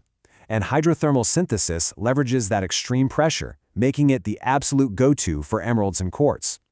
Basically, each method is a highly engineered tool designed for a very specific crystal growing job. All right, let's step into the heavy machinery room for Section 3, 2 paths to lab diamonds. We're looking at the HP, HT, and CVD methods. Notice the incredible contrast here in how we create these stones. HPHT literally crushes carbon with intense pressure, just like the Earth's mantle, while CVD delicately stacks carbon atoms layer by layer from a glowing gas plasma. Let's break that down a bit. HPHT stands for high pressure, high temperature. It essentially takes a massive mechanical press to recreate the exact violent forces found deep inside the Earth, forcing carbon into a diamond structure. CVD, or chemical vapor deposition, is completely different. It happens in this quiet vacuum chamber, where carbon-rich gas is ionized into a superheated plasma. This lets individual carbon atoms gently rain down, growing a diamond layer by microscopic layer. So two vastly different mechanisms, but both produce genuine diamond material. With our gems now fully grown, we enter the detective phase of our explainer. Section 4, Spotting the Lab-Grown Difference, where we dive into forensic gemology. Now this begs a massive question that pretty much every prospective gemstone buyer asks. How can forensic gemologists possibly solve the mystery of a stone's origin? I mean, think about it. If the hardness, the crystal structure, and the light refraction are exactly the same, how do you know if a diamond took millions of years to form in the ground or just a few weeks inside a vacuum chamber? How do we actually uncover the truth hidden inside the stone? Well, the answer lies in growth-related inclusions. These act like tiny microscopic fingerprints left behind by the manufacturing process. See, when a gem grows, whether that's deep in the earth or in a state-of-the-art lab, it inevitably traps tiny clues from its surrounding environment right inside its crystal structure. By zooming in on these internal characteristics, gemologists can essentially read the entire history of the stone. Let's build our forensic case here. For example, nature never ever produces curved growth lines in crystal formation, so seeing them is a dead giveaway of flame fusion. Just like trapped flux solvent or unique diamond graining patterns pretty much scream lab origin. When that synthetic boule spins and grows in the vernaled process, it leaves curved striations that you simply do not find in natural, angular crystal growth. Similarly, if a gemologist spots leftover chemical solvent trapped inside an emerald, boom, they know immediately it was flux grown. And specialized lab equipment can easily detect the unique grading patterns left behind by the extreme conditions of the HPPHT or CVD diamond growth processes. So, I'm going to leave you with this provocative thought to wrap up our explainer today. No matter how advanced and high-tech these multi-million-dollar synthesis chambers get, is this simple traditional microscope destined to always be our ultimate truth teller? As the science of creating lab-grown gemstones continues to evolve at just a blistering pace, the art of gemology relies on the beautiful fact that every single creation leaves a trace of its maker.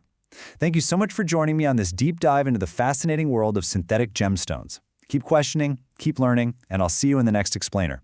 Hey everyone, and welcome back to the explainer. Today we're diving into something that, honestly, might sound a little dry or intimidating at first glance, but is actually deeply fascinating once you get into the mechanics of it. Think of a gemstone certificate, kind of like a home inspection report, right? It tells you the foundation is solid and the roof isn't going to cave in, but it definitely doesn't tell you how to decorate the living room. Today, we are demystifying grading laboratories. Whether you're an aspiring gemologist, an active collector, or just someone looking to make a really informed purchase, understanding the paperwork that comes with a stone is absolutely crucial. We're going to break down the major players, the science they use, and most importantly, what these documents actually mean in the real world. Okay, let this sink in for a second. A certificate isn't a guarantee of beauty, and it's not a price tag. We have to immediately shatter the biggest misconception novice buyers have about gemstone paperwork. So many people look at a certificate and just assume it's this objective declaration of a stone's financial worth, or maybe a guarantee that it's going to look absolutely stunning in person.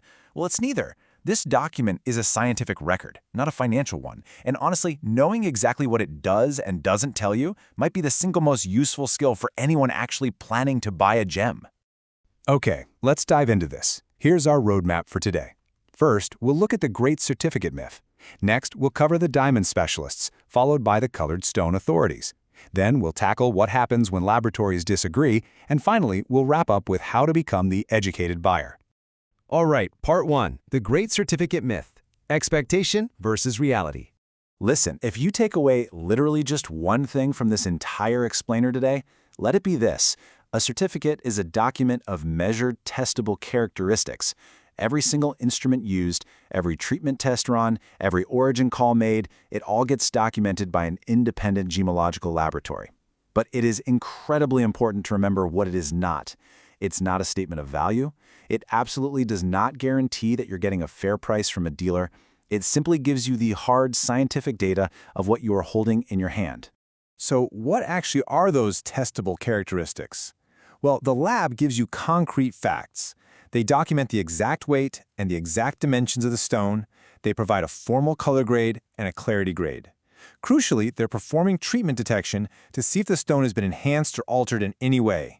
And in some cases, they provide an origin opinion. These are the specific, testable metrics that an independent lab stands behind. Nothing more, nothing less. Moving on to Section 2, the diamond specialists and how they set the global standards.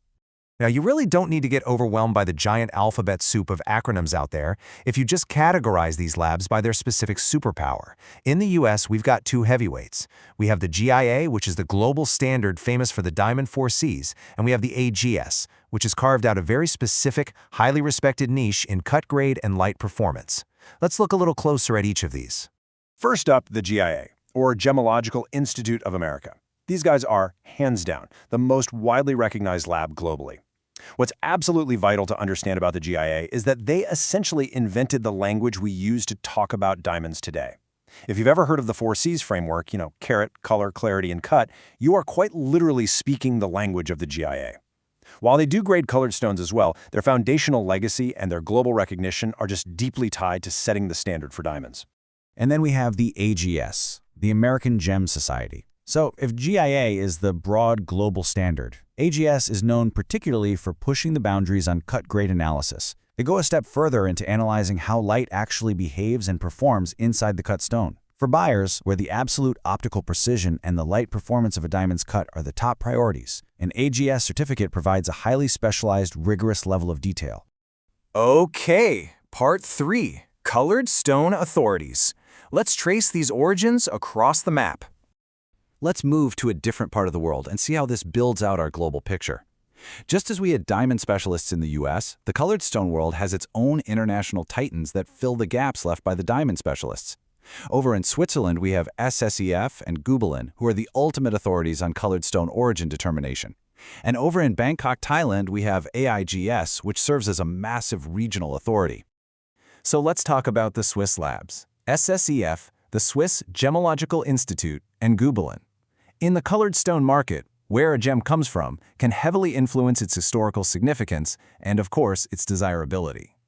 These two labs are especially respected for making those incredibly difficult origin determinations. When you hear about those famous, highly sought-after distinctions like a Burma ruby, a Kashmir sapphire, or a Ceylon sapphire, it's almost always these labs making the final call.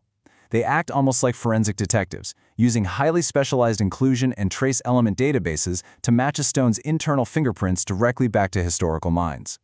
Next, we hop over to Southeast Asia, specifically to AIGS, the Asian Institute of Geological Sciences. Southeast Asia plays a massive role in the colored gemstone trade. Bangkok, in particular, is widely considered the beating heart of the ruby and sapphire markets. Because of this strategic location, AIGS is a critical regional player. They are right there at the source of the trade, evaluating just an enormous volume of colored stones as they move through the global market. Which brings us to Section 4, when laboratories disagree.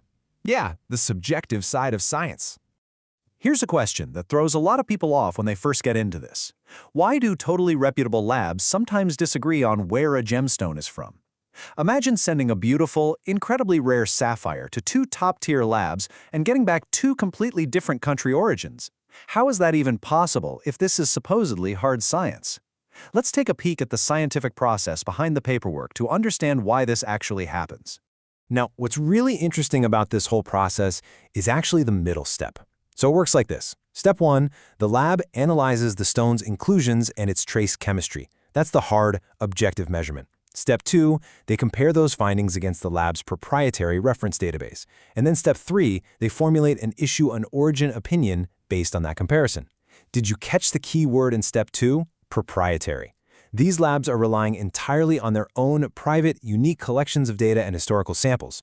So the absolutely crucial takeaway here is this. When two top-tier labs give you completely different origin conclusions for the exact same stone, it's almost never a mistake or an error by the gemologist. It simply means their reference data differs. Because origin determination relies on comparing a stone against a specific database, a discrepancy is just a reflection of differences in methodology and the specific reference data available to that specific lab. Remember, an origin call is technically an expert opinion based on data. It is not a mathematical certainty. Finally, Section 5, the educated buyer, how to actually use this paperwork as a tool. Everything we've talked about today builds up to what we call the layered evidence approach. Look, a true insider doesn't just glance at a piece of paper and hand over their credit card, right? They use a certificate as just one tool for informed decision-making. The paperwork gives you the verified weight, the treatment status, the cut grade, or an origin opinion based on a proprietary database. But the paperwork cannot and should not be a substitute for understanding the gem itself. You have to layer the lab's documentation with your own visual inspection, your understanding of the market, and ultimately your own assessment of the stone's beauty. Which leaves us with a final thought for you to consider today. How will you balance a laboratory's origin opinion with your own eyes the next time you're evaluating a gemstone? Will you let the certificate completely dictate what you see, or will you use it as a foundation to build your own understanding of the stone right in front of you? The most successful buyers step up and trust their own eyes right alongside those certificates. Thanks so much for joining us on this explainer. Keep learning, keep observing, and we will catch you next time. Welcome to the Explainer. Today, we're going way beyond simple gem shapes. You likely know the basics of gemstones by now, but today we're uncovering how a cut isn't just a physical form. It's actually a highly engineered light management engine. We're going to pull back the curtain on exactly how lapidaries control what your eye sees. Let's jump right in. Think about a round, brilliant diamond. It's all about that maximum sparkle, right? Now contrast that with an emerald-cut sapphire, which is completely focused on deep color. It's really tempting to think these are just different shapes chosen for aesthetic variety. But they aren't just shapes. They're fundamentally different ways of managing light. One is built to just explode with energy, and the other is designed to draw you deep into its depths. Here's our roadmap for today's explainer. First, we'll look beyond the shape, then dive into the brilliant cut, the step cut, and the mixed cut before wrapping up with the actual science of sparkle. All right, part 1, beyond the shape. We're moving from surface curves to active light control. Let's establish a quick baseline. For a long time, ancient cabochons relied entirely on surface color and smooth, polished curves. But around the 14th century, the arrival of faceted cuts absolutely changed the game. It put gem cutters, lapidaries, right in the driver's seat. By using precisely angled flat surfaces, they could actively control the light, bouncing it around inside the stone instead of just letting it pass straight through or bounce off the top. Which brings us to part 2, the brilliant cut. This is all about engineering maximum fire. So we're kicking off our big 3 cut styles with one that's all about high-energy, fast-paced light return. The brilliant cut uses a bunch of small, triangular, and kite-shaped facets that radiate out from the center. Its entire job? To maximize brilliance and that dispersion-driven fire. This is exactly why round brilliant cuts are the absolute gold standard when you want extreme sparkle in a diamond. Those tiny facets basically act like a complex hall of mirrors, specifically engineered to shatter light into those tiny bursts of spectral fire we all know and love. Now let's slow things down a bit in part 3, the step cut, which is meant to showcase rich color and clarity. The step cut completely changes how light hits your eye. Instead of a frenetic hall of mirrors, it uses long, rectangular, parallel facets arranged like stair steps. The result? You get these broad, elegant flashes rather than tiny bursts of fire. It completely prioritizes a stone's rich color and clarity. And that's exactly why it is the traditional favorite for emeralds. With an emerald, you really don't care about excessive fiery flashes. You want to look deep into that incredibly rich green color. The step cut builds the absolute perfect window for that.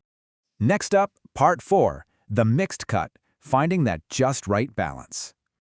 So what happens when you want the best of both worlds? Well, you get the mixed cut.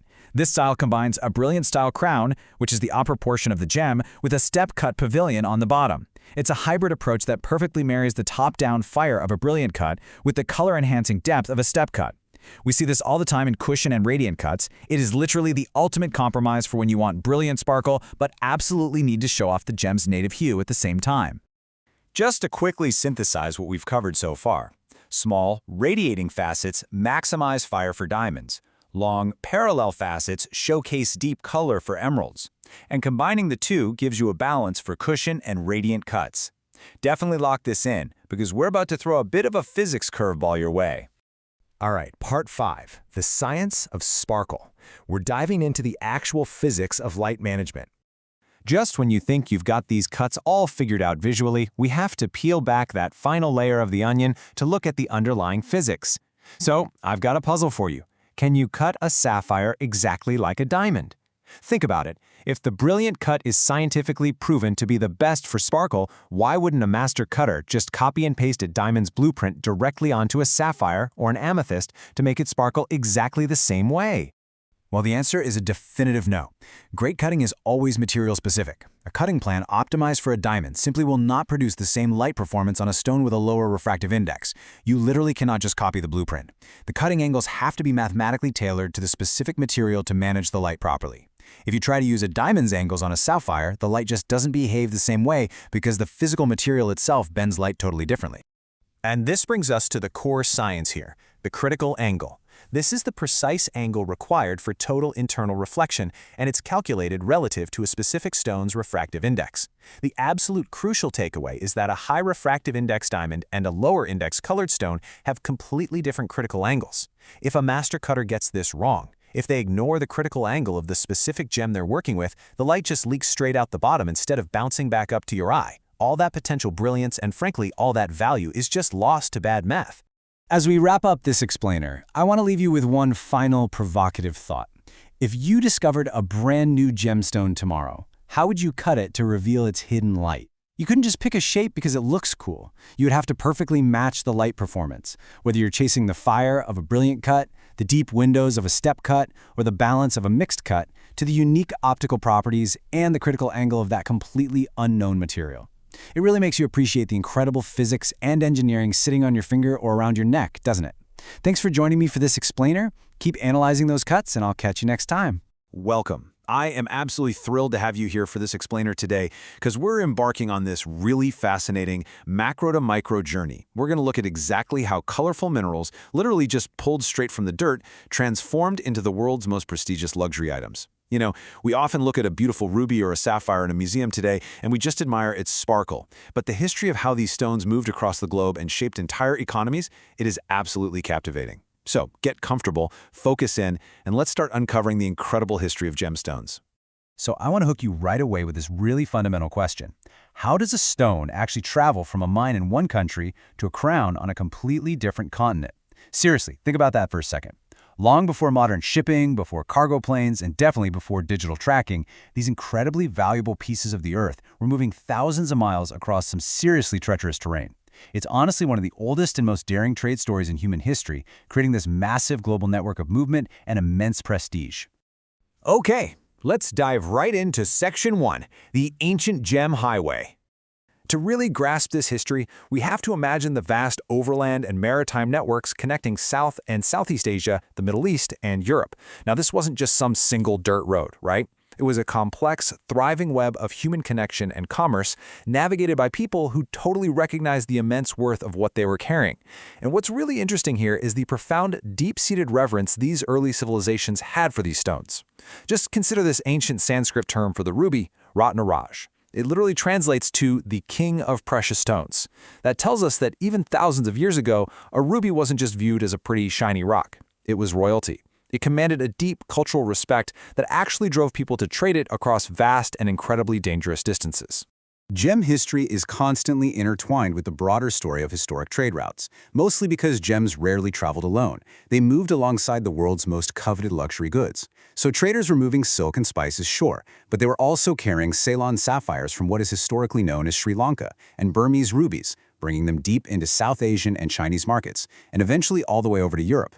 Imagine a single caravan carrying the scents of exotic spices, the softest silks, and the hardest, most brilliant stones known to humanity. Pretty wild, right? Moving on to Section 2, Shaping the Precious Hierarchy. All right, let's step away from those dusty, dangerous trade caravans for a second and walk through the grand, gilded doors of European royal treasuries. Because getting the stones to Europe was really only half the story. What happened once they actually arrived is what truly shaped the gemstone industry as we know it today.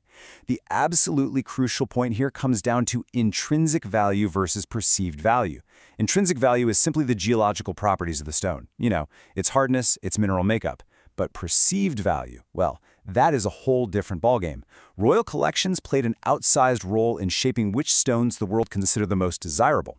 European royal treasuries and crown jewels essentially elevated diamonds, rubies, emeralds, and sapphires into this super exclusive, precious category based on sheer visibility and prestige, not necessarily because they were scientifically superior to other colorful minerals. The monarchy wore them, they displayed them, they hoarded them, and by doing that, they created a perceived value that completely dictated global demand. Which brings us to Section 3, Famous Stones and Provenance.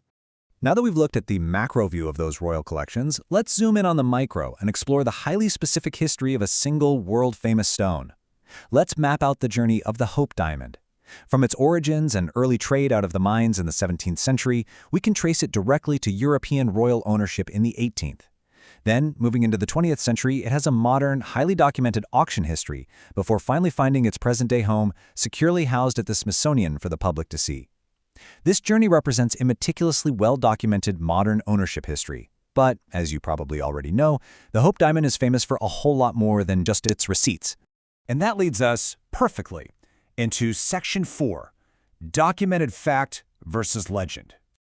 This brings us to a really important pivot. It is time to put on our Mythbuster hats, folks. While stones like the Hope Diamond have incredibly clear and fascinating actual histories, they are very often surrounded by dramatic, highly romanticized storytelling that gets added on long after the fact. So to separate fact from fiction, we have to rely on a crucial concept, provenance. This means verified ownership records, auction history, and museum documentation used to trace an item's true history. Whenever we explore famous historical gemstones, we always want to look for the documented provenance first. It acts as the anchor of truth in a massive sea of storytelling. There is a stark contrast here between verifiable history and cultural myth. On one hand, we have verified provenance, the hard ownership records, the auction history, the museum documentation. On the other hand, we have popular legend, which gives us curses, cultural folklore, and all these dramatic myths. Many of the famous curse stories attached to the Hope Diamond, they fall squarely into this second category. They were sensationalized by newspapers and storytellers just to sell a narrative. They are popular legend, not verified historical fact. Now, we aren't saying the stories aren't fun, they absolutely are, for sure, but gem history constantly blends genuine provenance records with romanticized storytelling, and it's just so important that we're able to easily spot the difference. Which brings us to the core takeaway of our explainer today. We should absolutely treat colorful legends as cultural folklore worth acknowledging, but never as established fact. It is incredibly important to separate historical science and documented provenance from romanticized storytelling.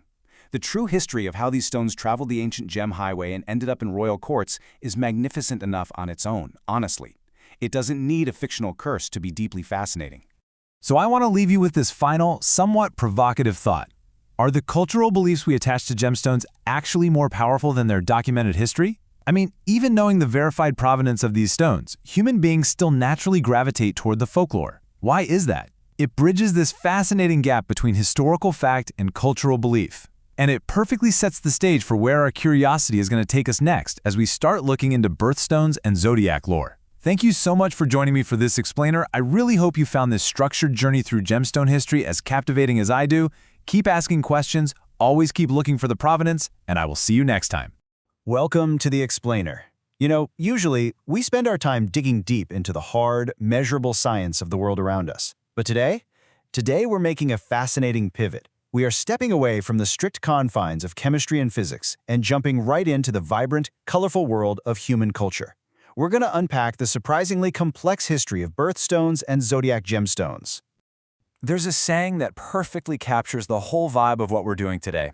Understanding birthstones means understanding people, not minerals. I absolutely love that.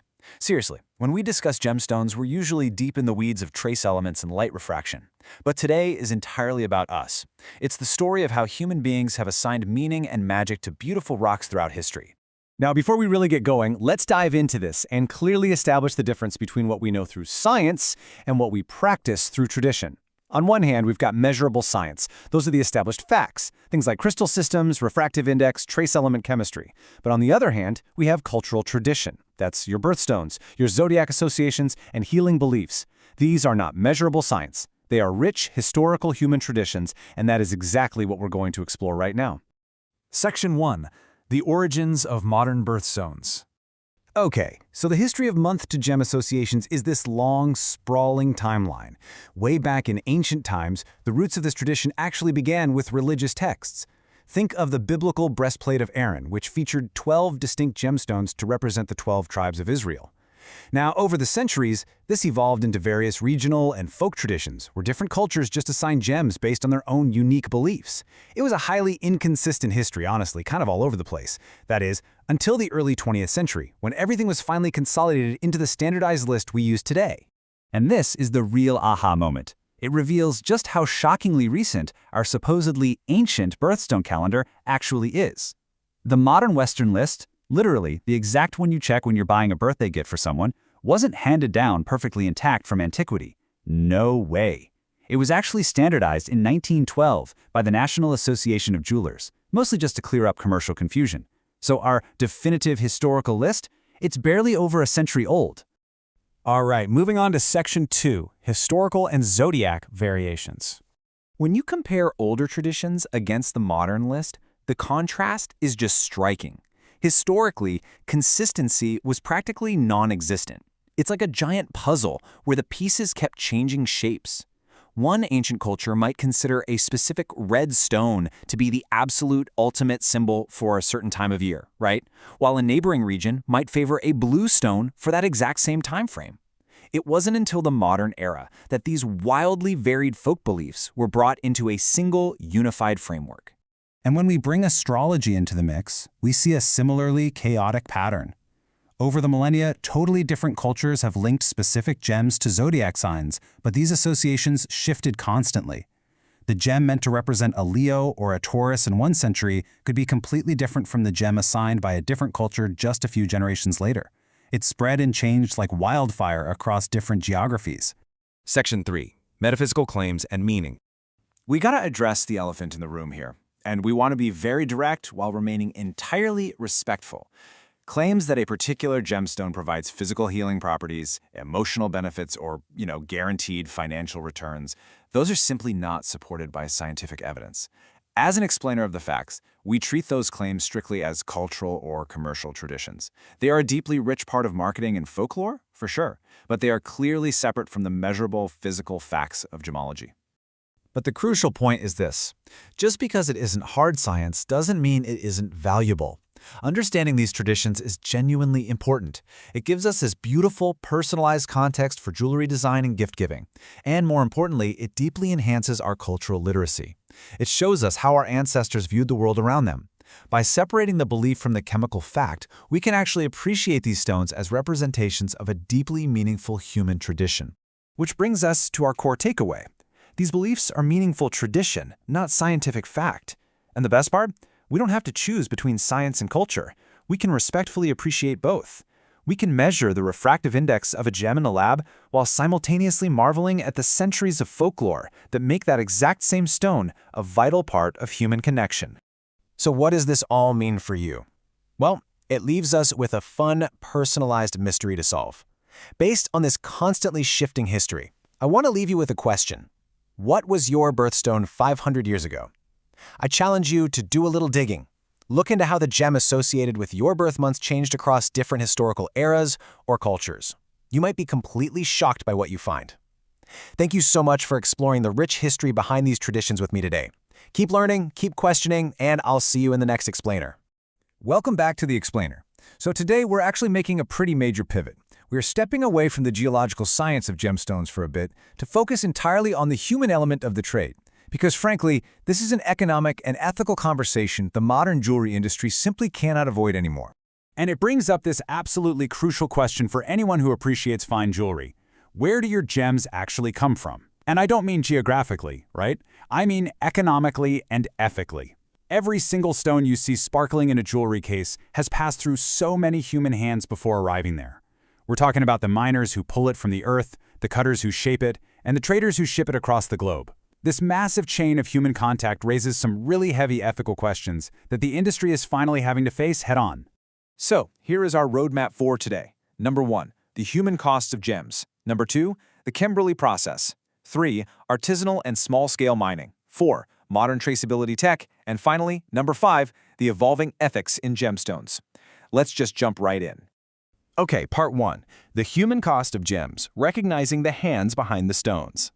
And part 2, the Kimberley process explained. This was really the first big attempt at ethical regulation. All right, to really get where we are today, we have to look at the historical context. For decades, this whole industry operated on trust and handshakes, but as the human cost became literally impossible to ignore, the early 2000s saw this sweeping initiative to cut off the funding of war. Enter the Kimberley process. It's an international certification scheme with one very specific goal right out of the gate: preventing conflict diamonds from entering the mainstream trade. Basically, participating countries had to officially certify that rough diamond shipments were completely conflict-free before they could even be exported, ensuring they weren't being sold to finance armed conflict. But yeah, here is where things get really complicated. While the Kimberley process successfully targets conflict financing diamonds, it has faced heavy criticism for massive enforcement gaps. The catch? It defines conflict incredibly narrowly, like strictly focusing on rebel groups fighting recognized governments. Because of that narrow scope, it completely bypasses other critical ethical issues. It doesn't address poor labor conditions at all, and it completely misses severe environmental destruction. Which brings us to part 3, artisanal and small-scale mining, and the really complex reality of colored gemstones. So, artisanal and small-scale mining, or ASM for short, refers to informal, often completely manual mining operations. When you picture a mine, you probably imagine massive corporate machinery and giant craters in the earth, right? But in the colored gemstone trade, that is often not the case at all. A huge portion of the world's sapphires, rubies, and other colored stones are actually mined through these informal setups. It's grassroots, it's manual, and it's heavily reliant on individuals rather than large conglomerates. Now, we have to view ASM impartially because it's a true double-edged sword. On one hand, it provides a life-sustaining economic lifeline for families in these regions. We're talking absolutely crucial income. But on the other hand, the informal nature of the work raises highly documented concerns regarding unsafe labor conditions. There are very real, documented risks of child labor being utilized, and honestly, without corporate or governmental oversight, there are significant environmental impacts too. The raw complexity of this reality is exactly why many organizations today are choosing to work directly on the ground with these communities to improve standards, rather than just trying to shut them down completely. Moving on to part 4, modern traceability technology, basically replacing blind trust with verifiable data. So how on earth do we bridge these massive gaps left by traditional paperwork and manual certifications? Well, the industry is entering a whole new frontier to solve this. Instead of just trusting a paper trail, we're moving towards hard, irrefutable data. We're actually seeing the use of isotopic and chemical fingerprinting now, which literally analyzes the chemical makeup of a stone to match it to the exact geologic signature of a specific mine. It's wild. And alongside this is the rise of blockchain-based tracking systems. What used to take months of opaque paperwork can now be securely, digitally locked into a ledger in a matter of seconds, giving buyers absolute, verifiable information. Here is how this builds across the supply chain. In a blockchain system, every single movement is digitally logged. When a stone is pulled from the mine, logged. When it goes to the cutter to be shaped, logged. Bought by a trader, logged. Finally reaching the retailer, logged. The result is this unalterable, exact geographical journey of that specific stone across its entire life cycle. You don't have to just take someone's word for it anymore. The data shows you exactly where that stone has been at every single moment. And that brings us to part 5, evolving ethics in gemstones, and the real takeaway for conscientious buyers. Okay, so we've talked about international treaties and high-tech blockchains, but let's connect these macro industry mechanisms back to the micro actions. Back to you, standing at a jewelry counter. If you take away just one thing from this explainer today, let it be this. Ethical sourcing in gemstones is an evolving, imperfect system, not a solved problem. We've seen how the Kimberley process has huge gaps. We've seen the raw complexities of artisanal mining. And while traceability tech is amazing, it simply isn't everywhere yet. The systems are improving rapidly, for sure, but there is still no 100% guarantee across the board in the current market. And honestly, that is exactly why your role is so incredibly important. An informed buyer who stands at the counter, asks where a stone comes from, and actually requests documentation is the exact force driving this imperfect industry forward. You have the power to demand transparency. So the next time you're captivated by a gemstone, what sourcing questions will you demand of your jeweler? Welcome back, everyone. So, today's the day we bring it all together. You already know the technical side, the chemistry, the cuts, the treatments, the whole certification maze. But today, we're taking all that science and translating it straight into economics. Consider this explainer your ultimate guide to unpacking what actually drives colored gemstone prices out there in the real market. Right, let's dive right in. Just remember that massive multi-billion-dollar global valuation we established at the very beginning of our journey. I mean, the colored gemstone market is this sprawling ecosystem, and it's fundamentally driven by human desire.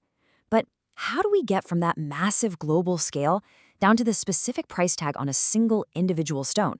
Like, how does the market actually decide what a gem is worth? Well, to answer that, we're going to build what I call the value stack. Here is today's agenda. We're covering 1. The gemstone market scale, 2. Rarity over precious labels, 3. The cost of treatments, 4. The premium of origin, 5. Auction house benchmarks, and finally, 6. The gemstone investment myth. So, starting off with Section 1, the gemstone market scale. As I mentioned, we're going to build the price of a gemstone layer by layer. Think of it as a value stack. And at the absolute base of the stack, the technical specs. Every single technical specification of a gem, its chemical purity, how masterfully it was cut, its precise carat weight, these act as the ultimate foundation. The global market doesn't just pull a price out of thin air. It bases it entirely on these verifiable scientific metrics. Without that physical, technical quality, the rest of the pricing factors literally have nothing to stand on. Moving right along to Section 2, rarity over precious labels. Okay, this is where we add the first real market layer to our stack. For decades, people have been totally caught up in terms like precious and semi-precious, but honestly, in the modern gemstone market, that distinction is practically meaningless. The crucial thing to remember here is this. A gem's price correlates directly with how uncommon it is in fine quality, not just what historical category someone decided to put it in. Rarity and desirability, those are the true kings of value. Let's look at a quick comparison to really hammer this home. On one side, you've got a vibrant, incredibly rare teaserate garnet. Now, historically, garnets were sort of just lumped into the semi-precious bucket. But on the other side, we have a mid-quality emerald, which has traditionally always been deemed a precious stone. In the real world, though, that highly desirable, rare teaserate is going to easily outprice a mediocre emerald. Rarity completely shatters the illusion of those old labels. The big takeaway here is that the market rewards the exceptional, plain and simple, no matter what name is attached to it. That brings us to Section 3, the cost of treatments. So layer number 2 of our value stack, human intervention and how it physically alters a gem's market value. Check out the sheer scale of the price gaps here. We've got 3 rubies. Visually, just to the naked eye, they might look surprisingly similar, but the market, it treats them entirely differently. That untreated ruby of fine color commands an absolute massive premium because it's nature's unedited work. But apply standard heat treatment and the price drops significantly just because it's way more common. Then look at the lead glass-filled ruby. As we've covered before, this treatment lowers the stone's durability, so despite looking superficially great, it sits at a markedly lower price point. Bottom line, treatment status is a massive, massive lever on price. Okay, on to Section 4, the premium of origin. Adding the third layer to our stack now, provenance. This is exactly why geography dictates price. Listen to this.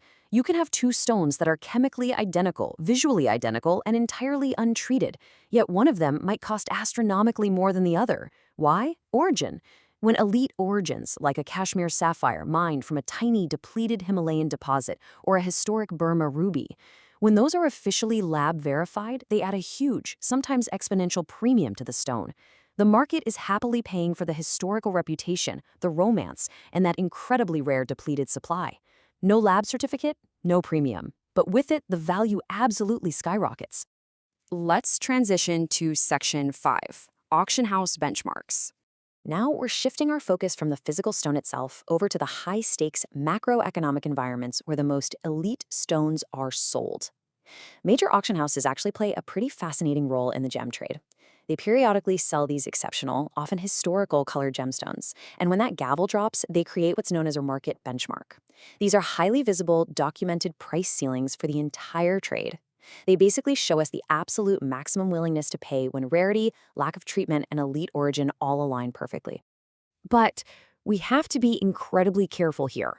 auction prices absolutely do not equal typical retail pricing. While these auction results are super fascinating to watch and analyze, they reflect one-of-a-kind, exceptional material. They're outliers, plain and simple. You can't just look at a multi-million-dollar ruby auction and assume that logic applies to the commercial-grade ruby you might see in a local retail window. Auctions set the ceiling, sure, but they definitely don't represent the everyday floor. And that leads us perfectly into Section 6, the gemstone investment myth. We need to do a bit of a reality check here, shifting from fascinating market mechanics to a vital consumer warning. You'll often hear gemstones marketed aggressively as guaranteed investments. But we need to dissect exactly why you must approach those claims with some serious caution. First off, the gemstone market is highly illiquid. You can't just click a button and sell a ruby on an app like you can a share of stock. Finding a buyer actually takes time. Second, pricing can be really subjective, heavily relying on expert opinion, which, let's be honest, can vary.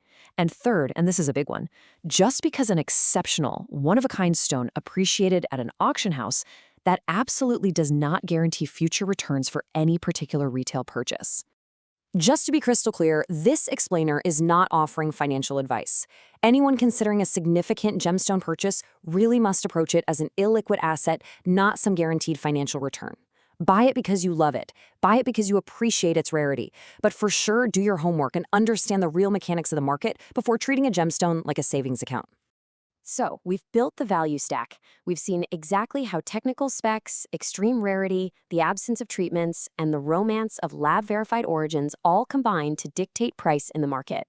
But at the end of the day, the market is just a reflection of human desire. So I want to leave you with this thought. If a gem's price is ultimately driven by rarity, origin, and what someone else is willing to pay, what makes a stone truly valuable to you? Is it the perfection of the cut, the history of its origin, or simply the color that catches your eye? Definitely think about that the next time you're looking at a gemstone. Thanks so much for learning with me today, and I'll see you in the next explainer. Welcome to the Explainer. I am so thrilled you're here. We've covered an incredible amount of ground when it comes to the science, the art, and the economics of gemstones. But everything we've explored so far, it all culminates right here, right now in this practical, highly usable checklist. Because, let's be honest, all the knowledge in the world doesn't mean much if you can't use it to protect yourself and make a brilliant purchase. Did you know that every single year, buyers lose millions of dollars globally to gemstone misrepresentation? It's literally staggering. People think they're buying this flawless natural ruby, only to find out years later it was just a piece of cleverly dyed glass. So today, we're taking all of our theory and transforming it into the Empowered Buyer's Toolkit, just to make absolutely sure that never happens to you. Okay, picture this. You're standing right there at the jewelry counter. The halogen lights are blazing, the one specifically designed to make absolutely everything sparkle like crazy. And the salesperson is hovering just a little too close, smiling at you. It's an intimidating, high-stakes, and honestly, sometimes deeply confusing environment, isn't it? Well, when you're on the verge of spending your hard-earned cash, you need a strategy. You simply cannot rely on how pretty a stone looks under those fancy deceptive store lights. And you definitely can't rely on the pressure of someone just waiting to run your credit card. You need a rock-solid game plan to make sure you're getting exactly what you pay for. And that's exactly what this is. Your 5-point buying checklist. We're going to cover 1. Treatments, 2. Certification, 3. Origins, 4. Red flags, and 5. Durability. Starting with step 1, asking about gemstone treatments. Okay, let's dive into this. As a quick micro recap from our earlier chats, remember that most colored gemstones in the market today are treated in some way to enhance their color or clarity. And hey, that is perfectly normal. You really shouldn't be afraid of treated stones, but as the buyer, you absolutely have the right to know exactly what's been done to the gem you're about to buy. To get the right info, you have to use the right script. Do not ask vague things like, "Is this a good stone?" Instead, demand specific answers. I want you to memorize these exact questions. Is this heat-treated? And has this been oiled or filled? By asking those word for word, you're empowering yourself. You're basically signaling to the seller, hey, I'm an educated buyer, and I won't settle for vague reassurances. If they're a reputable seller, they'll answer you plainly and honestly. Let's move right along to step 2, lab certificates. Whenever you're making a significant gemstone purchase, something that's a real financial investment for you, it is your absolute right to ask for formal documentation. Think about it. You wouldn't buy a house without an inspection report, right? Well, you certainly shouldn't buy a high-value gemstone without a lab certificate. Now, quick heads up, not all certificates are created equal. You want to see documents from highly recognized independent gemological labs. The real heavy hitters in the industry are the GIA, AGS, SSEF, Gubelin, and AIGS. If a seller hands you a report from one of those, you can breathe a massive sigh of relief. A trustworthy seller will have zero problems providing verifiable documentation from one of these recognized leaders. So the crucial point here is understanding what that certificate actually does for you. A lab certificate documents the physical and optical characteristics of the stone, its weight, dimensions, whether it's natural or synthetic, and if there's any evidence of treatment. But here's what it does not do. It does not document value. It is not an appraisal. A lab report will absolutely not tell you if the price tag the jeweler slapped on it is actually fair. Use the certificate as a highly reliable input in your decision, for sure, but definitely not as a guarantee of the gem's monetary price. All right, step 3. Natural, synthetic, or imitation. This brings us to a critical question you must ask before handing over your credit card. You need to truly understand the specific product you're buying. Are you holding something natural, synthetic, or is it an imitation? Let's clear up a very common point of confusion right now. A synthetic gemstone is still a real gemstone. It shares the exact same chemical, optical, and physical properties as its natural counterpart. It was just born in a lab over a few weeks or months, rather than in the Earth's crust over millions of years. Actually, here's a fun fact. Lab-grown synthetic sapphires have such a perfect, durable chemical structure that they're the exact material used for the glass on high-end luxury watch faces. Crazy, right? Because it's lab-created, it comes at a lower price point, making it a perfectly valid and beautiful purchase. But, and this is a big but, it must be clearly disclosed to you as synthetic so you know exactly what you're paying for. Think of it this way. Natural stones come from the earth, completely real gems. Synthetic stones come from a lab, but they are also completely real gems. Imitation stones, though, those are essentially just glass, plastic, or composite fakes, designed to look like the real thing. They are not real gemstones. A reputable seller is going to state explicitly and clearly exactly where your potential purchase falls among these 3 categories. Which leads us to step 4, spotting seller red flags. Even when you ask all the right questions about treatments and certificates, you still have to keep your guard up. Unfortunately, shady behavior absolutely exists in the gem trade, and you need to watch out for it. Let's rapidly run through these warning signs because if you see them, you need to feel a sense of caution immediately. Honestly, treat high-pressure sales tactics like a physical allergy. If you feel it happening, just walk away. Are they pressuring you to decide right this second? Walk away. Refusing to put treatment info in writing? Walk away. Is the price dramatically below market value for something they claim is super rare? Walk away. Are they handing you a certificate from some unverifiable lab you've never heard of? Walk away. Guys, these are traps. Please don't fall for them. And finally, step 5, matching durability to wear. Okay, so you've confirmed the stone is what they claim it is, you've checked the certificate. Now, what's really interesting here is thinking about how this piece of jewelry will actually be worn in your daily life. Let's bring it back to the Mohs scale of mineral hardness. Consider an opal, which sits right at about a 5.5 to 6.5. Remember how everyday dust contains quartz, and quartz has a hardness of 7? That means if you aren't careful, an opal can easily get scratched just by existing in the world.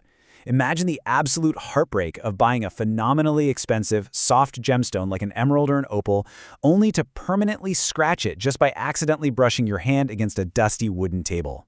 Ouch. We have to use softer stones like this as our anchor for durability risk. This is where you put your prior learning on crystal structure to the test.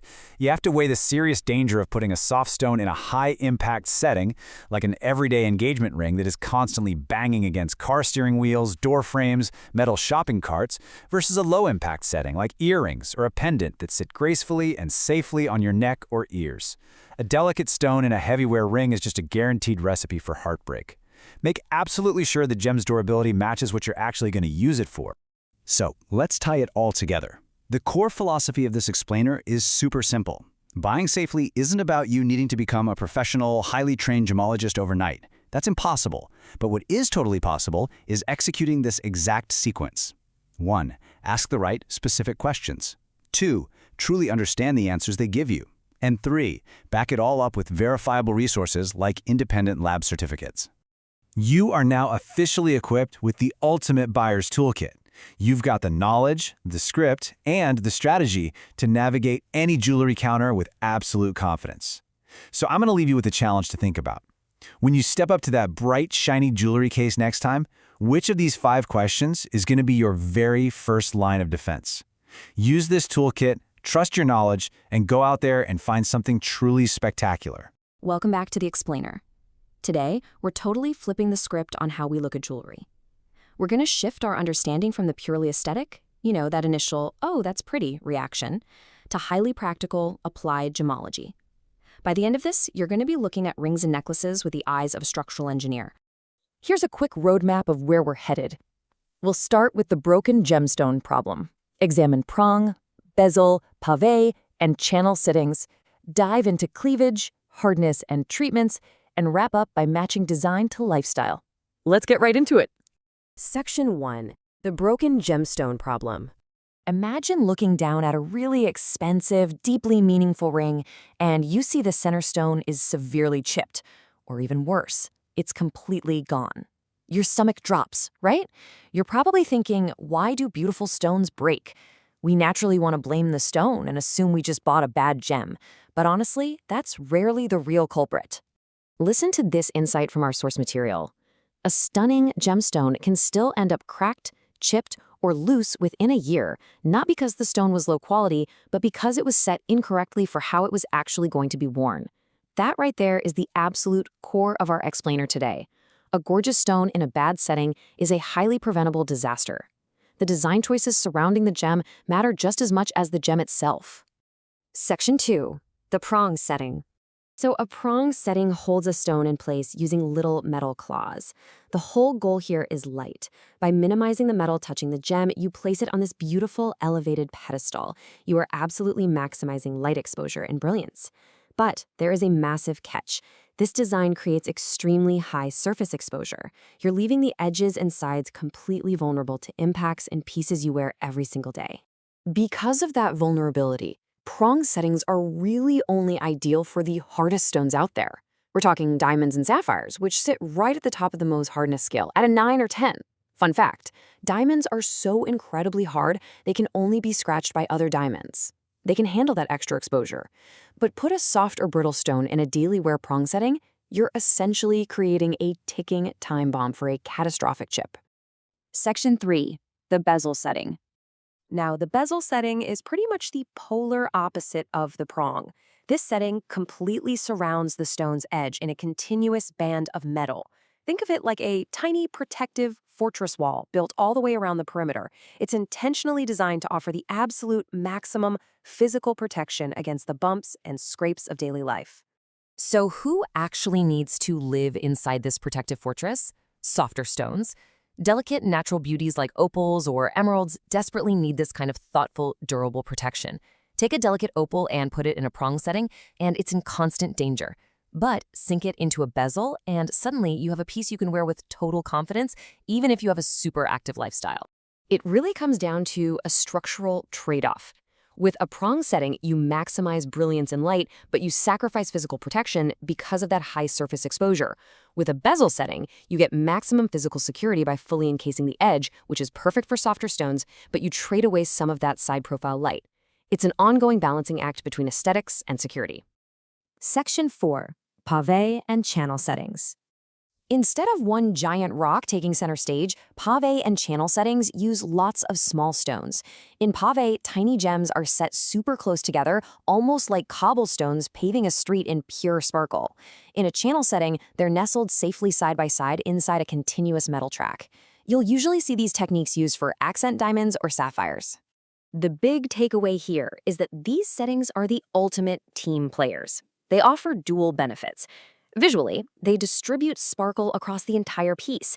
But structurally, they distribute physical stress across a bunch of small stones rather than forcing a single feature stone to take the brunt of an impact.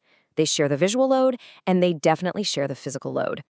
Section 5. Cleavage, hardness, and treatments.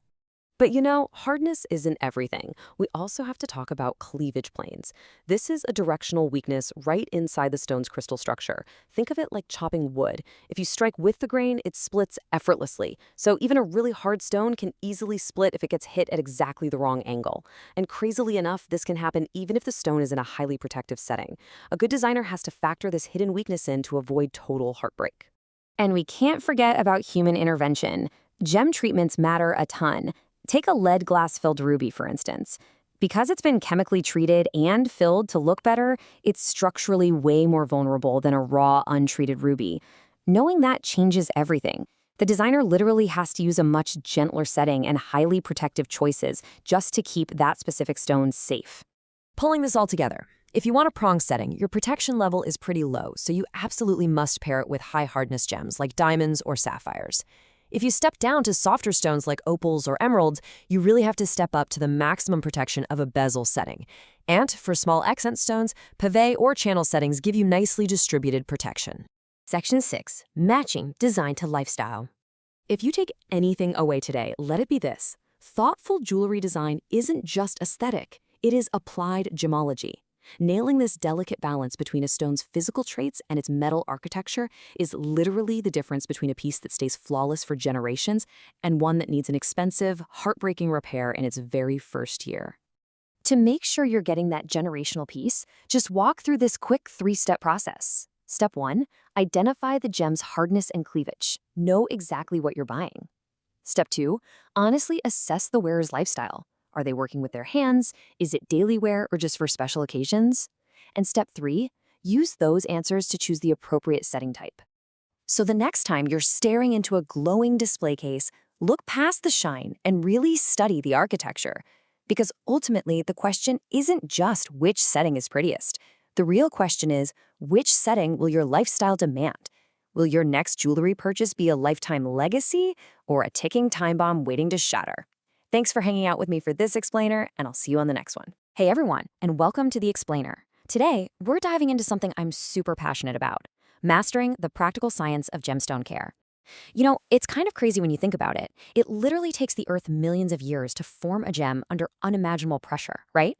But it only takes one bad cleaning routine to completely ruin it in a matter of seconds. So today, we're going to turn all that complex gemological science into a highly practical routine so you can keep your jewelry completely flawless for generations.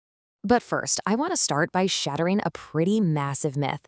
So many of us, myself included at one point, believe that all fine jewelry can just be tossed into a universal ultrasonic cleaner.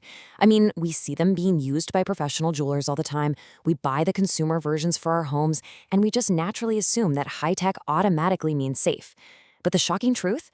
Depending on the stone, your current cleaning routine might actually be actively destroying your jewelry behind the scenes. Okay, let's dive into this. Here's our practical rulebook for the day. We'll start with why stone-specific care matters. Then we'll look at the hidden risks of deep cleaning, outline the universal safe method, talk about smart storage to prevent scratches, and finally, go over protecting those delicate organic gems. All right, Section 1. Why stone-specific care matters, and why we absolutely need to ditch that generic cleaning routine. So the golden care rule here is simple, but it is absolute. Your care routine must always match a specific stone's hardness, its treatment status, and its physical structure. There is no such thing as a one-size-fits-all approach in gemology. For instance, treating a lead glass-filled ruby or a naturally included emerald the exact same way you'd treat a diamond is, well, it's a massive recipe for disaster. The intricate treatments and the unique physical makeup of these stones completely dictate how we have to handle them. Basically, if we ignore the science of the stone, we are seriously risking our investment. Moving right along to Section 2, the risks of deep cleaning and the hidden dangers of those high-tech methods. Okay, so there are two wildly popular professional-style cleaning machines you've probably seen around: ultrasonic cleaners and steam cleaners. Ultrasonic cleaners work by blasting high-frequency vibrations through a liquid bath to shake away dirt. Steam cleaners, on the other hand, use intense high-pressure steam. Now, on paper, both of these sound like a great, high-tech way to get rid of grime, right? But here's the catch. They both pose severe risks to stones that are treated, fracture-filled, or naturally included. The intense vibration of an ultrasonic cleaner can literally shake the structural enhancements right out of a gem. It can completely dislodge the oils, the resins, or the lead glass fillers that are literally holding a treated stone together. Now, what's really interesting about this slide is looking at this quick reference matrix of what to absolutely avoid. If you've got a highly durable, untreated diamond or a sapphire, you're generally in the clear. Both ultrasonic and steam cleaning are perfectly safe. But move over to a fracture-filled ruby? Absolutely no way. The vibration literally shakes the filler out and the steam can damage it just as badly. And emeralds or opals, man, those are just as dangerous to put in these machines. Emeralds have natural inclusions that can easily shatter under that kind of intense vibration. And steam? Steam can severely shock porous stones like opals, which, remember, actually contain water, and that sudden shock can cause them to crack right down the middle. Which brings us nicely to Section 3, the Universal Safe Cleaning Method, which is going to become your reliable default. Look, if you're ever in doubt about a gemstone's specific treatment, or maybe you just aren't completely sure about its structural integrity, this 3-step process is your safe harbor. Step 1, just prepare a warm water bath. Step 2, add a little bit of mild soap. Step 3, gently scrub the piece with a soft brush. And that's literally it. This highly practical, universally safe default method completely bypasses all the massive risks of those deep cleaning machines we just talked about. It's gentle, it's super effective, and most importantly, it won't accidentally blast the lead glass filler out of your favorite ruby. Let's pivot to Section 4, Smart Storage to Prevent Scratches, or How to Protect Your Stones from Each Other. To truly master storage, we have to quickly revisit a core physical principle we all know, the Mohs scale. The Mohs scale measures hardness. And the rule of thumb here is incredibly simple. Any gem can, and absolutely will, be scratched by a harder material over time. This isn't just some abstract theory. This is active physics happening right now, right inside your jewelry box. To put that into perspective, a diamond isn't just a little bit harder than a sapphire. It is exponentially harder. If you store them loosely together, that diamond will aggressively carve into the softer stones every single time they bump into each other. So the crucial point is there is absolutely a wrong way and a right way to do this. The wrong way, tossing everything loose into a shared jewelry box where they can just rattle against one another. The right way is using individual soft pouches or physically separated lined compartments. By physically isolating the stones, you are completely eliminating that Mohs scale friction from the equation. Honestly, it's the simplest and most effective way to maintain that gorgeous, polished finish on your investments over the decades. Finally, we are at Section 5, Chemical Exposure and Organic Gems, the Invisible Threats. On top of physical scratches, we also face these invisible, everyday chemical threats that can severely degrade porous and treated stones over time. So here's your daily defense checklist. Number 1, always apply your perfumes, lotions, and cosmetics first, and put your jewelry on second. Seriously, make that a hard habit. Number 2, take your rings off before using any household cleaning products. And number 3, never ever swim in chlorinated water while wearing gemstone rings. These everyday chemicals don't just dirty your stones, they can aggressively eat away at their finish, leaving them permanently dull, discolored, or just fundamentally damaged. Now, while those chemical rules apply to all your jewelry, there is one category where this is absolutely undeniably vital: organic gems. This includes things like pearls, amber, and coral. Because these natural treasures are formed by biological processes rather than geological ones, they are fundamentally different from mineral gemstones. They're significantly softer, they're much more porous, and they are far more chemically sensitive than pretty much anything else in your collection. Because of that extreme sensitivity, organic gems require a very specific, incredibly gentle routine. Actually, scratch that. They demand it. You can't just toss a pearl necklace into soapy water. First off, you have to respect their high chemical sensitivity, meaning keep them far away from hairspray and perfume. Second, they require a gentle wipe down with a dry or just slightly damp soft cloth after absolutely every single wear. That removes any body oils and perspiration that can break them down. And finally, they must have their own dedicated soft storage to prevent scratches. They demand gentleness above all else. And this brilliantly illustrates a really fascinating tension in the world of gemology. We spend so much time marveling at the intense durability of gems, right? Yet, preserving natural stones actually requires incredibly delicate, specific care. When you consider all the risks of ultrasonic cleaning, the strict storage rules to prevent scratching, and the sheer chemical vulnerability of organics, it really makes you wonder, if maintaining these natural treasures is this complex, is the future of everyday jewelry going to lean heavily toward lab-grown alternatives? It's a pretty provocative question to leave you with, and definitely something to ponder as you care for your own collection. Thanks so much for joining me on this explainer, and I'll catch you next time. Welcome back. Okay, let's just dive right into this final explainer because today is the day we synthesize our entire journey to answer the ultimate debate in gemology.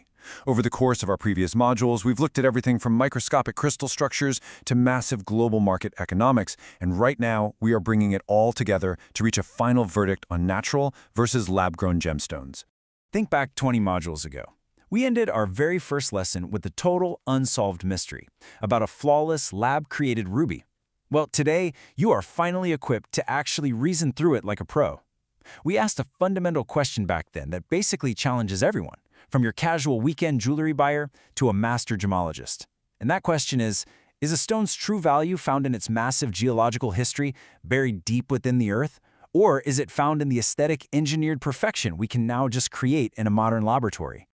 To answer that, here is our roadmap for today. We're going to hit 1. The unanswered question, 2. The scientific perspective, 3. History and provenance, 4. The ethical dilemma, 5. Market forces and pricing, and lastly, 6. The layered meaning of value. Let's get right into it. Section 1. The unanswered question. Revisiting the core debate of our journey. Picture this. You've got two rubies sitting right in the palm of your hand. To the naked eye, they are totally indistinguishable. One is an optically flawless, structurally identical lab-created ruby. The other is a natural ruby pulled straight from a mine. Actually, scratch that, the lab-grown one might honestly look a bit better aesthetically. So how do we decide which one holds more value without just defaulting to an overly simplistic, tidy answer? Section 2. The scientific perspective. Identical down to the atom. Remember Module 11? This is where it gets kind of mind-blowing. There is literally no scientific test that makes a well-crafted synthetic less real as a material compared to its natural counterpart. If you analyze their chemical makeup, guys, they are identical down to the very atom. No joke. They both have the exact same crystal structure, and they interact with light in the exact same way. So, from a purely scientific, measurable standpoint, nature and the laboratory have produced the exact same material. So, the huge takeaway here is that if value were based on scientific composition alone, these stones would be in a dead tie. A true synthetic gemstone isn't some cheap knockoff. It's a lab-created material sharing the exact chemical, physical, and optical characteristics of the natural stuff. Science tells us they are absolute equals. But you know, value isn't just about chemistry, is it? Let's look at Section 3, History and Provenance, the intangible weight of time. This is where natural stones really flex their muscles. They carry an ancient geological legacy and centuries of documented human history. Think about it. A natural ruby was forged in the absolute chaotic crucible of the Earth over millions of years. It survived tectonic shifts, deep Earth pressures, all before ever being discovered by humans. Now contrast that with an engineered stone. While it's physically perfect, it was grown in a highly controlled environment over a matter of weeks or months? It's a million-year epic journey versus a month-long scientific bake. And because of that, the lab-grown stone completely lacks that deep historical footprint. And honestly, this brilliantly illustrates that for a lot of folks, the real magic, the true value, is in that awe-inspiring rarity of Earth's timeline. Those tiny inclusions or so-called flaws you might find in a natural stone, they're basically the Earth's fingerprints. They tell a totally unique, unreplicable origin story that stretches back millions of years. For collectors drawn to this pillar, that deep geological timeline is exactly where the value is found. Which brings us to Section 4, the ethical dilemma, messy realities on both sides. As we unpacked in Module 16, things get pretty muddy here. While lab-grown alternatives totally sidestep a lot of the nasty sourcing concerns of natural stones, they introduce their own massive questions. Natural gemstone mining has real, unresolved labor concerns, for sure. But the lab alternative isn't a perfect silver bullet either. Creating stones in a lab requires incredibly high energy demands. Plus, shifting away from natural stones entirely causes severe economic disruption for vulnerable communities around the globe that legitimately rely on artisanal mining to survive. Ethically speaking, both paths require some really careful navigation. Moving to Section 5, Market Forces and Pricing, Synthetics Reshaping the Industry. Let's strip away the morality for a second and just look at the cold hard math. Back in Module 17, we saw how price and rarity are joined at the hip. Natural gemstones maintain premium pricing because, well, their supply is geologically limited.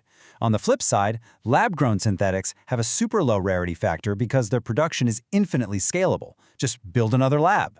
This unlimited supply is actively pushing the market into entirely new, uncharted waters. And guys, this isn't some distant future hypothetical. The massive influx of high-quality synthetics is completely upending pricing in real time. It is happening right now, today. This market shift proves that consumers are already placing huge financial value on engineered perfection, and it's completely changing the landscape of the trade. The market is voting with its wallet, showing us that a huge segment of buyers cares way more about the accessible price point of a flawless lab stone than the geological rarity of a natural one. Finally, Section 6. The layered meaning of value. Stacking the evidence together. Think back to the layered evidence framework we used to ID unknown stones in Module 3. We've got to apply that exact same logic here. Value isn't just a single attribute. It's a multi-layered equation built from these 4 distinct disciplines. You can't just look at a gemstone and determine its worth purely based on chemistry. You have to stack the scientific composition with the geological history, with the ethical sourcing impact, and finally, with the market's perception and price. It perfectly boils down to this. Value is not one thing. It's chemistry, plus history, plus ethics, plus market perception, layered together. It's an incredibly complex puzzle built from the sum of all these different perspectives, stacked one right on top of the other. And here is the real kicker. Different people, completely reasonably, are going to weigh these layers differently, and that's okay. You now understand gemstones the way a well-rounded trade professional does. You recognize that assigning value depends entirely on which of these layers matters most to the individual buyer. If someone is obsessed with deep geological time, the natural stone wins, hands down. But if someone values scientific perfection and a lower carbon footprint in their immediate supply chain, the lab-grown stone is going to win. Neither perspective is fundamentally wrong. They're just prioritizing different layers of value. So, I'm going to leave you with this to chew on. Knowing what you now know about their identical chemistry, their vastly different histories, their messy ethical trade-offs, and their real-world market realities, how are you personally going to weigh these layers the next time you hold a gemstone? Keep asking those hard questions and looking closely, because armed with this layered understanding, you are literally never going to look at a piece of jewelry the same way again.